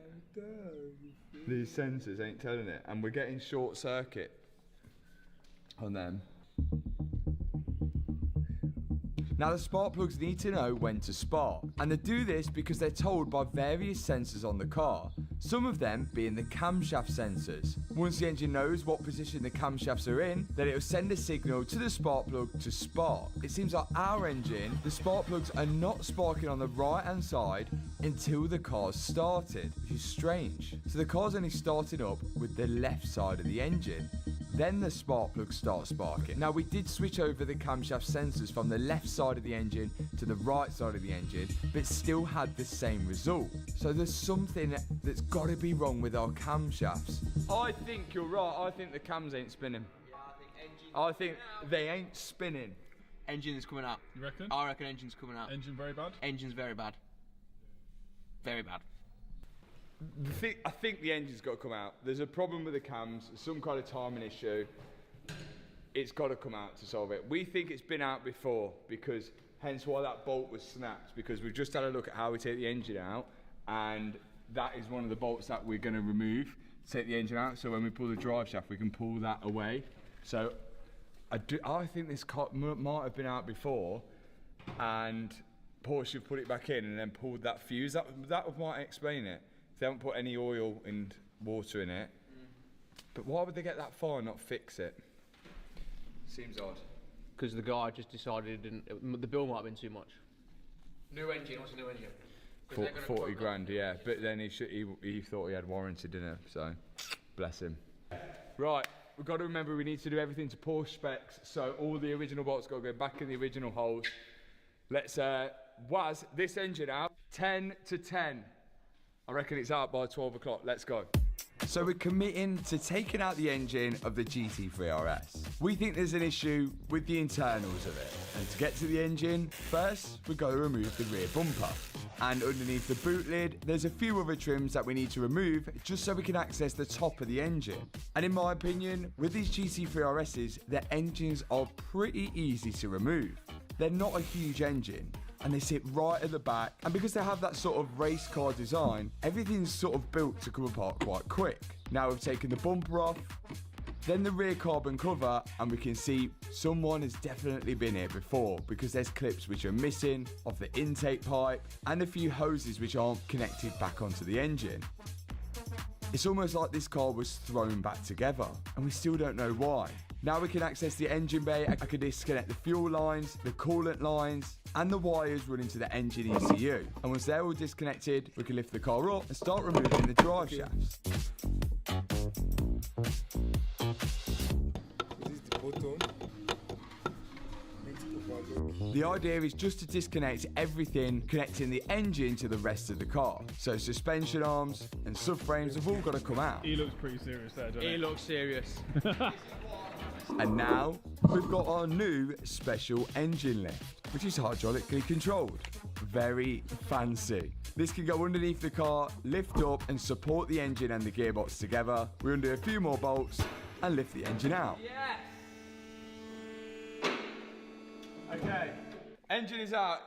It would have been way quicker if it come out the way we thought it was going to come out, but for some reason we had to undo this subframe section here. So 11:30, no, 12. That's 12. not that bad. 3 hours. Half an hour over time frame.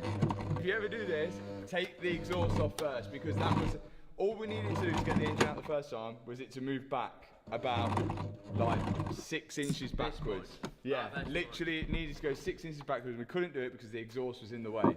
So lesson learned, take the exhaust off first. Okay. Judging from what we can see off the off, this wiring does look okay. So it's not like it is shorting out like the Autel was telling us. There's got to be a problem inside here with the cam sensors. So I think we pull this away, and then tomorrow we start stripping this engine apart and find out what's up with it. Now that the engine's out, we've just got to hope we can find the issue to why this car is only running on 3 cylinders. The first step to do that is to remove the exhaust. We need to get this out of the way so we can access everything on the front of the engine to be able to turn it over before we go any further. Okay, exhaust off, not necessary, but it is make it a lot easier, because now we can get to the crank to spin over the engine, but we want to go on this side, because this was the side that wasn't firing. Now to take the rocker cover off and reveal the camshaft and have a look under there, see what's going on.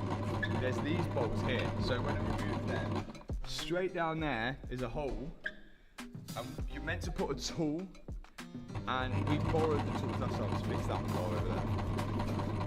And you slide it in, and it goes like in this gap down here, and that holds the camshafts in, because then the rocker cover comes off, because if we remove the rocker cover without putting that tool in, the camshafts are going to want to go yeet straight out. So I've not got a tool, but I think a screwdriver may do the job. Before we try a screwdriver, I've got to remove all the wiring which sits on top of this rocker cover. Then I can start loosening the bolts which hold the rocker cover in place. So Porsche tool. This tool slides down the hole and sits on top of the camshafts, and you need two just to support them. Now we can remove the rocker cover and see what's lying underneath.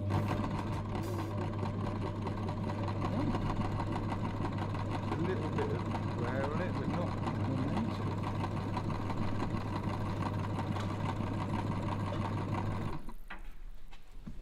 The lifter arms are missing. So, Someone's been in this engine. look, this is why we have compression on here, look. Because none of these cam lobes, look, they're none of that. Yeah, look, so there should be something which pushes down that valve. And at the minute, these cams will spin round and none of them are opening or closing the valves, which will explain why we had compression on every single cylinder because all the valves are shut. I'm sure there's probably meant to be a lifter in here and in here.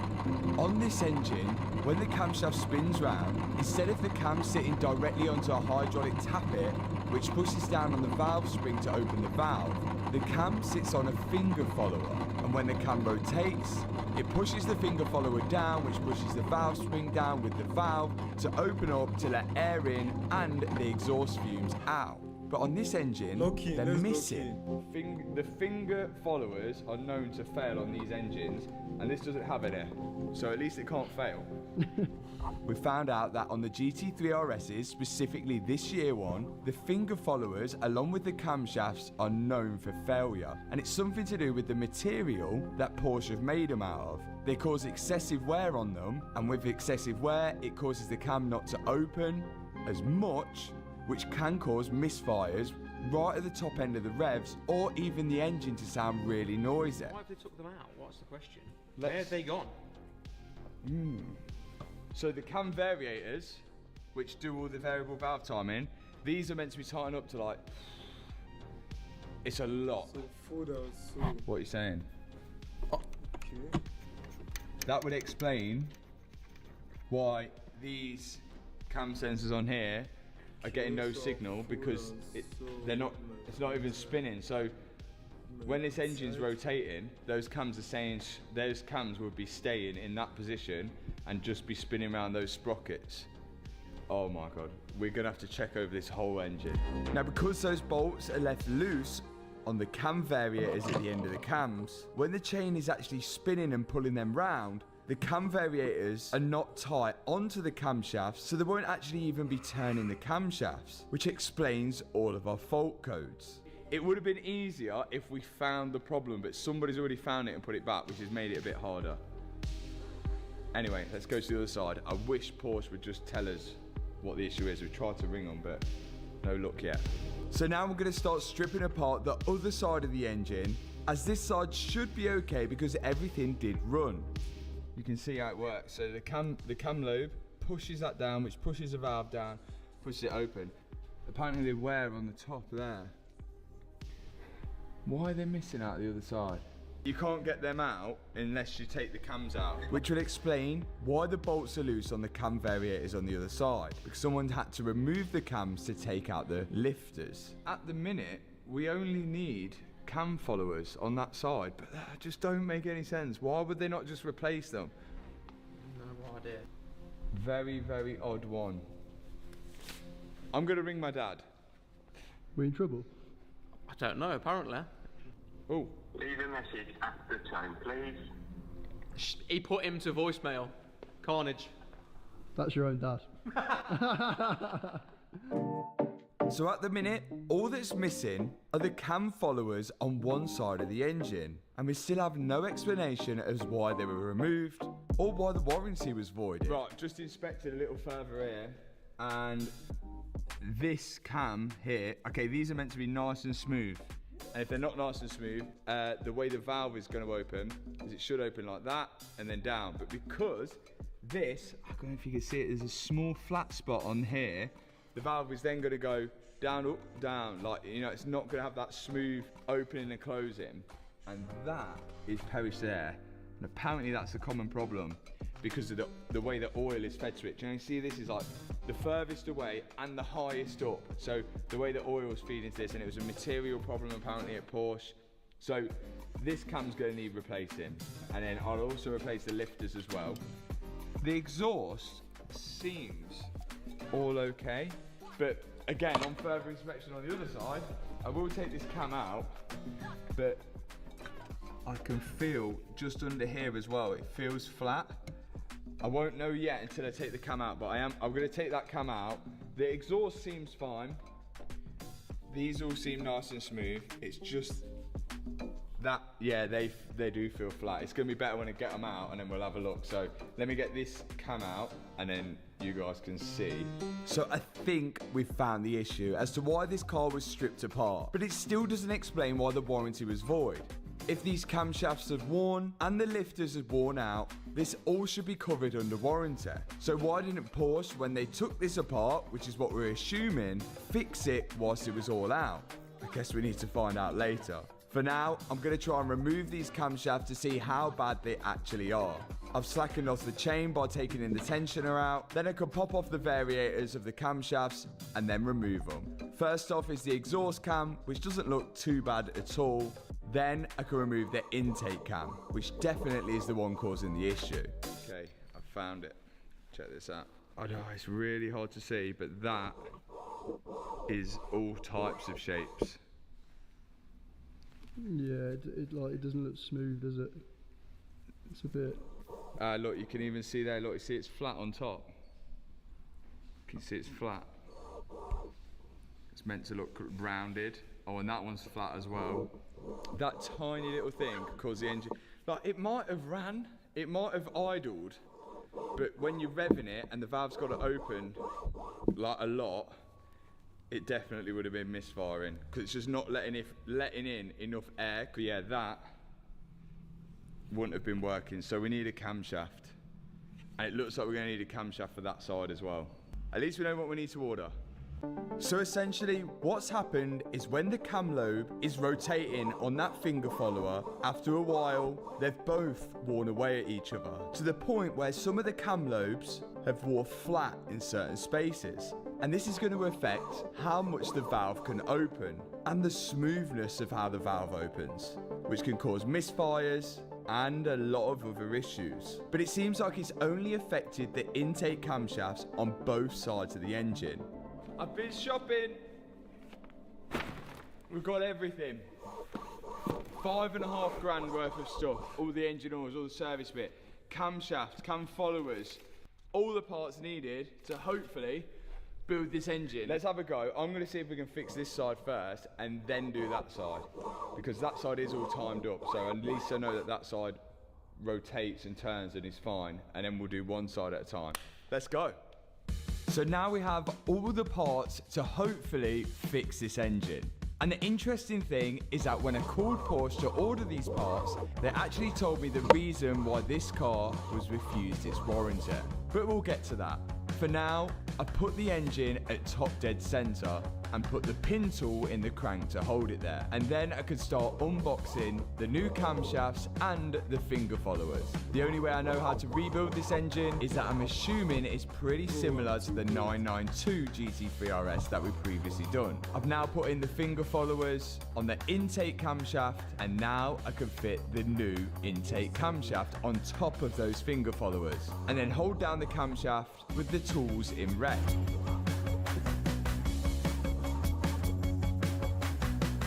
Intake cam is on with the rocker arms. Now this is the variator. This is, at the minute, that will not spin with the engine until I put on this, but even then that won't spin. So the way to get that spinning is you have a nut on the end and you tighten that up and it grips onto that and spins, but obviously you never want that to slip, else your timing's going to go out. So what they have to grip it, actually in here, you can just see this is like almost like a clutch, and that grabs onto the cam. And I've got some new, we're going to call it a clutch plate. I don't know what it's called, but these are going to be fitted on the inside of the cam variator, and they'll grip onto the cam. Plate / grip tape in. With that plate fitted in, I can then slide on the variator onto the end of the camshaft and then begin working on the exhaust cam side by putting in the finger followers which we were originally missing and then putting the original exhaust camshaft over the top of them and holding them in with the red tooling. The camshafts are in, but the variators will still spin on their own. To make sure these cams are in the correct place, we have the special tool. And this special tool only goes in one way. It's got to slide over the cams and we'll know whether we're doing it right because it won't work if it don't. Hey, hey, hey. This cam tool slides over the cams almost like a fork. And if the cams were the wrong way up, the fork wouldn't slide over them. Now remember, when I was cranking this up, you weren't allowed some kind of tool on it. These are the vital parts now, which are going to lock those variators onto the cams. So we've got a new locking bolt. Assume it's that way. And then that bolt slides into the end of the camshaft, and that's got to grip onto the cam variator, so then they all spin as one. Now we need that chain to be tight. There is a special tool to keep the chain tight, but we don't have it, so we're just going to use the chain tensioner, which should be good enough. This will go down. It's important that the chain's tight before we tighten on those variators, so then we've got no chance of anything moving by a tooth when the engine starts. This tool here holds the locking nut on the cam variators in place, and once that's in place, we can then begin to tighten up the bolts which hold the variators onto the cams. 30 Newton meters first turn, same for the exhaust side, and then it's 40 degrees. 40 degrees now.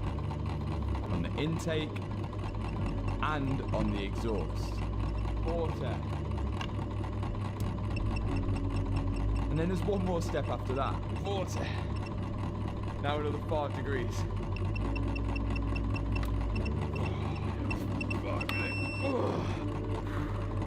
The bolts on the end of these cams are really tight, so you can see how important it is for them not to slip. But now that they're all tightened up, we can remove the tooling and hope that the engine is all timed up on this right hand side. I think that the cams have got to be different each side, but I could have misinterpreted this whole thing. That side's timed, we know, because it ran. This side should be timed now, but it's whether it's timed to one another. At the minute, these cams are a different way up to those cams, so if I went on that side and tried to put that locking tool on it, it wouldn't work because the cams on that side are the other way around. But let's see if that's correct or not. Try and turn this over. A way to test that everything's good is just by turning over the engine. That too. I think we're in the clear. That felt good. So if it wasn't good, what would have happened? It either locked out or it wouldn't have felt right. Best way to test now is to go back to TDC and see if the cam tools will line back up, because if they don't, something's moved. So let's go on to TDC, which was 014.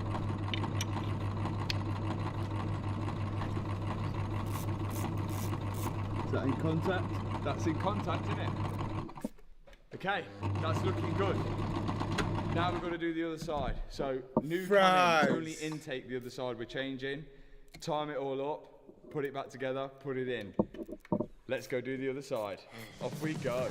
Now to finish up this side, I've just got some new seals to put on in the middle, then a new seal for the rocker cover, and after that I can slide back on the rocker cover and put back in all the bolts to hold it in. And that's hopefully this side all working now. The high pressure fuel pump bolts into the top, and then I can put in all the wiring and the sensors back into this cylinder head. And finally, remove the tools holding the cams in place. Now, time to move over to the left-hand side of the engine. So now we do one turn, and then when we take the rocker covers off that side, they should be the correct way up. We're turning the engine over once, and then putting it back into TDC. So when we take that side off now, because we've done one turn, the cam locking tool should go straight onto that side, if I've done this right. It's fairly complicated procedure, but to try and explain it, for every one turn of the crankshaft, the cams only turn by half. That tool should go straight on. So essentially the left side of the engine, the cams are doing something completely different to the cams on the right side of the engine. They're almost upside down to one another. And if that doesn't make sense, don't worry, we just gotta hope it all works once we put it into the car. Luckily for us, the left side, we only need to replace the intake camshaft and the finger followers on the intake. So now I'm removing the bolt for the cam variators on both of them because I need to slide them off the cams, and then I'm gonna remove the intake camshaft along with the finger followers. Here's the Parish one. Not as bad as the other side. Nowhere near as bad as the other side, but it's still pretty bad. Look at the wear on them. Take them all out. The exhaust camshaft and finger followers can all stay in place because they seem in pretty good condition, but these finger followers and the intake cam are gonna get thrown in the bin. New cam. Lovely stuff. So here's the new camshaft and the finger followers, which are made out of a different material to the originals. It seems that Porsche have rectified their mistake and putting in the new clutch plate on both of the variators, and then in go the finger followers and the intake camshaft which sits on top of them. I tighten them down with a tool, and then I can slide back on the variators onto both camshafts. Time for all the timing tools. These slide on like the fork again, hold the cams in the correct position whilst the engine's at TDC, and then I can put the locking tool at the end and tighten up the variators onto it. Remember, 30 Newton meters first turn, then 40 degrees, then 5 degrees afterwards. And that is the other side of the engine complete. Finally, I can remove all the timing tools off that, and we should be good to go. But of course, not before new seals on the rocker cover this side as well. If we've got any hope on trying to get this car some Porsche warranty at the end, we've got to make sure it's not leaking any oil and it is original as it left the factory, because it's going to undergo a big inspection at the end of the video. Final bits to bolt up on the engine now, and we're almost there. Last little bits before we put it in. Obviously we're going to give it a service. We've got some fresh spark plugs for it. These are going to go in. Oh yeah, fresh plugs. They're going in, 3 each side. Then we can button it all up and start lifting it back in the car.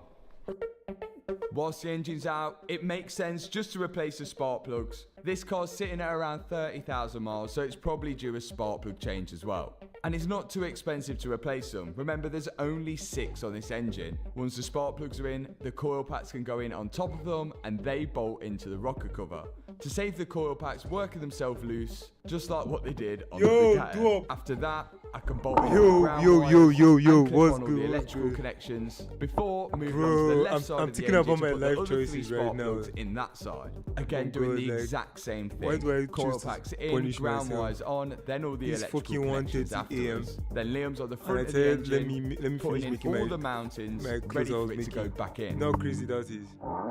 Big moment then. Why do you know? Engine going in. At the minute, it's only a £5,200 fix on a car potentially worth 140. Even more if we get this warranty sorted as well from Porsche afterwards. This could be a lovely, lovely little buy, providing this all works. So let's get it in, let's get it bolted up, and we'll start it with the bare minimum on just to see, because if you have to pull it back out again, which I really hope we're not going to have to, touch wood, it's going to be a lot easier if we don't bolt everything together. In we go. Whoa. Now, before I bought this car, it had a full Porsche warranty, which should have covered this. I've visited check my Instagram. I don't know if you follow me on TikTok. To repair this engine, Porsche I want told to me look the at reason like why they voided it. And that was when the car come in for repair, they didn't think the wear on the engine matched the mileage on the car. But on my OBS, it's not showing I'm lagging though. They could see that the car, I think it's used. I'm not having any drop frames right now. 30 hours, but in those 30 hours, only travelled at 1.4 miles an hour for each of those hours, which seems a little shady. So they suspected that I'm it may have making had a a, mileage dotted blocker on it blouse. in the past year. Oil is in, that's old oil. ECU is in, all the electrical connections we think are plugged in to enable the car to start. Yeah, let's just do it. Let's commit. Yeah. I'm remaking this, Get but all, with a zip. all the oil out, fresh oil, fresh filter, fresh sump funds, committed to this starting up. First time and running smooth. It's going to be loud because there's no exhaust on it, but as long as it runs. Come on. And the interesting thing is that if we put this registration plate into car vertical to check the car's history out, we can see that on the mileage graph between 2025 and 2026, the car only seems to do around 600 miles, which does seem let's make a song on but we may be able to contest this when we attempt to get the warranty back at the end of this video. And other than that, the car vertical report comes back pretty clean. I hope you wouldn't charge me though. And I can see a I hope you not charge me. Car, but there's nothing I hope you not charge me. which stands out on this report. I feel like rapping. I feel like making my first song. Just give me a free beat, and we go. Right.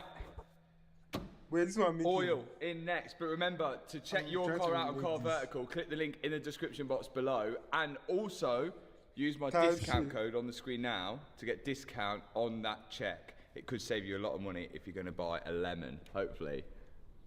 Not like this. Oh, it is a lemon, isn't it? It's yellow. It's a lemon, yeah. Hopefully it's not going to be a lemon anymore after I put 6 litres of oil in it. Well, actually take 7, but we're going to put 6 and we're going to overfill it. Right, this is the oil that Porsche give you. We've done everything Porsche to Porsche standards and specifications because we are hoping free, bro. we get our warranty back. What do you mean? At the end, give me free we're going beats. to find out. Right, this is definitely the oil fill, right? If we do get this repair right, we could have a perfect GT3 RS with that Porsche warranty. And this is unusual for me because normally most of the cars I buy have been in an accident before. If this car wasn't in an accident before, it would have shown up on the car vertical. And sometimes it would actually even show you photos of when the car got auctioned off at the car crash auction site. But on this one, it's completely clean. So we're hoping for a bargain here. Have you got faith? I got faith. I'm just starting worried because it's literally a top end build in like I reckon 12 hours in. Yeah, I agree. I think we're about 12 hours labour, like give or take. 12 yes, sir. hours Yes, labour sir. from You know how we Porsche, do this shit. £350 an hour. Ooh. That's a lot of labour. Plus the parts. Plus parts, yeah. What made me want to learn how to sew? The fuel lines are connected, and the top because end is now rebuilt. We haven't put the exhaust on or any coolant in just yet. I don't know. I just feel like issues with the car. For now, okay, I know. We just want to get this thing I know, running. but that question is so deep. It made me start thinking about my life right now. Time to shine. Fuck! Ready? Bro, you're asking me. I'm slightly worried. Straight in there. Oh, okay. Let me reduce the video. Crank it and redline it. Let me reduce it. Give me a second. Oh. Come on! Okay, is it better now? I said ultimacy was with Rema Ice Spice. But you asking me that question of why do I want to sew? In the middle of my identity crisis right now is insane. Because bro, I'm about to lose my brain. I'm about to lose my brain right now. I don't even know why. Fuck sewing. I hate it. I just like punishing myself. That's what I'm sewing. That's how I feel right now. God. But to be honest, this is why I did, because I want to like sew my shit, feel me, like upcycle my own clothes. You know, like I like fashion. And what else? I like fashion, yeah, and also like I want to up my swag, basically. Feel me, like, bro, I want this shit to be original type shit. Feel me, like, I don't know, man. I feel like the universe is telling me to learn sewing, cause you know I kind of like study architecture, so I feel like sewing too is kind of like the same thing. I know it's going to be hard, but you know your boy will try his best and see how he does it. You feel me? So yeah. So that was why. That was why. I just love. Actually, what I even like about sewing is like designing aspects. You feel me? Like. So yeah. Type shit. You feel me? Type shit, type. Yes, sir. Yes, sir. Ah, bro, I'm at the hardest part right now. I was doing the easy part. I'm thinking about my life right now because what I'm doing right now is going to take like trial and errors, bro.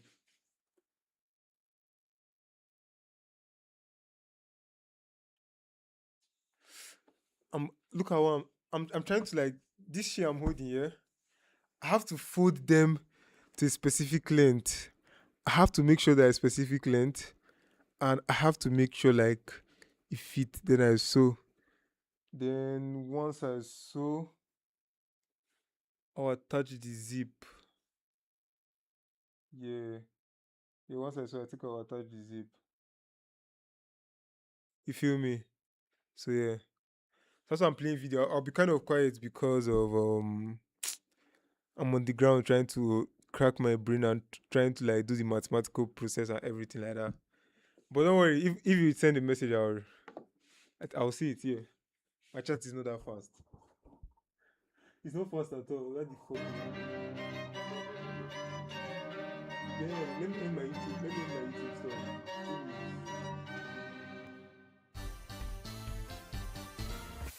JoJo's Bizarre Adventure Part 3 Stardust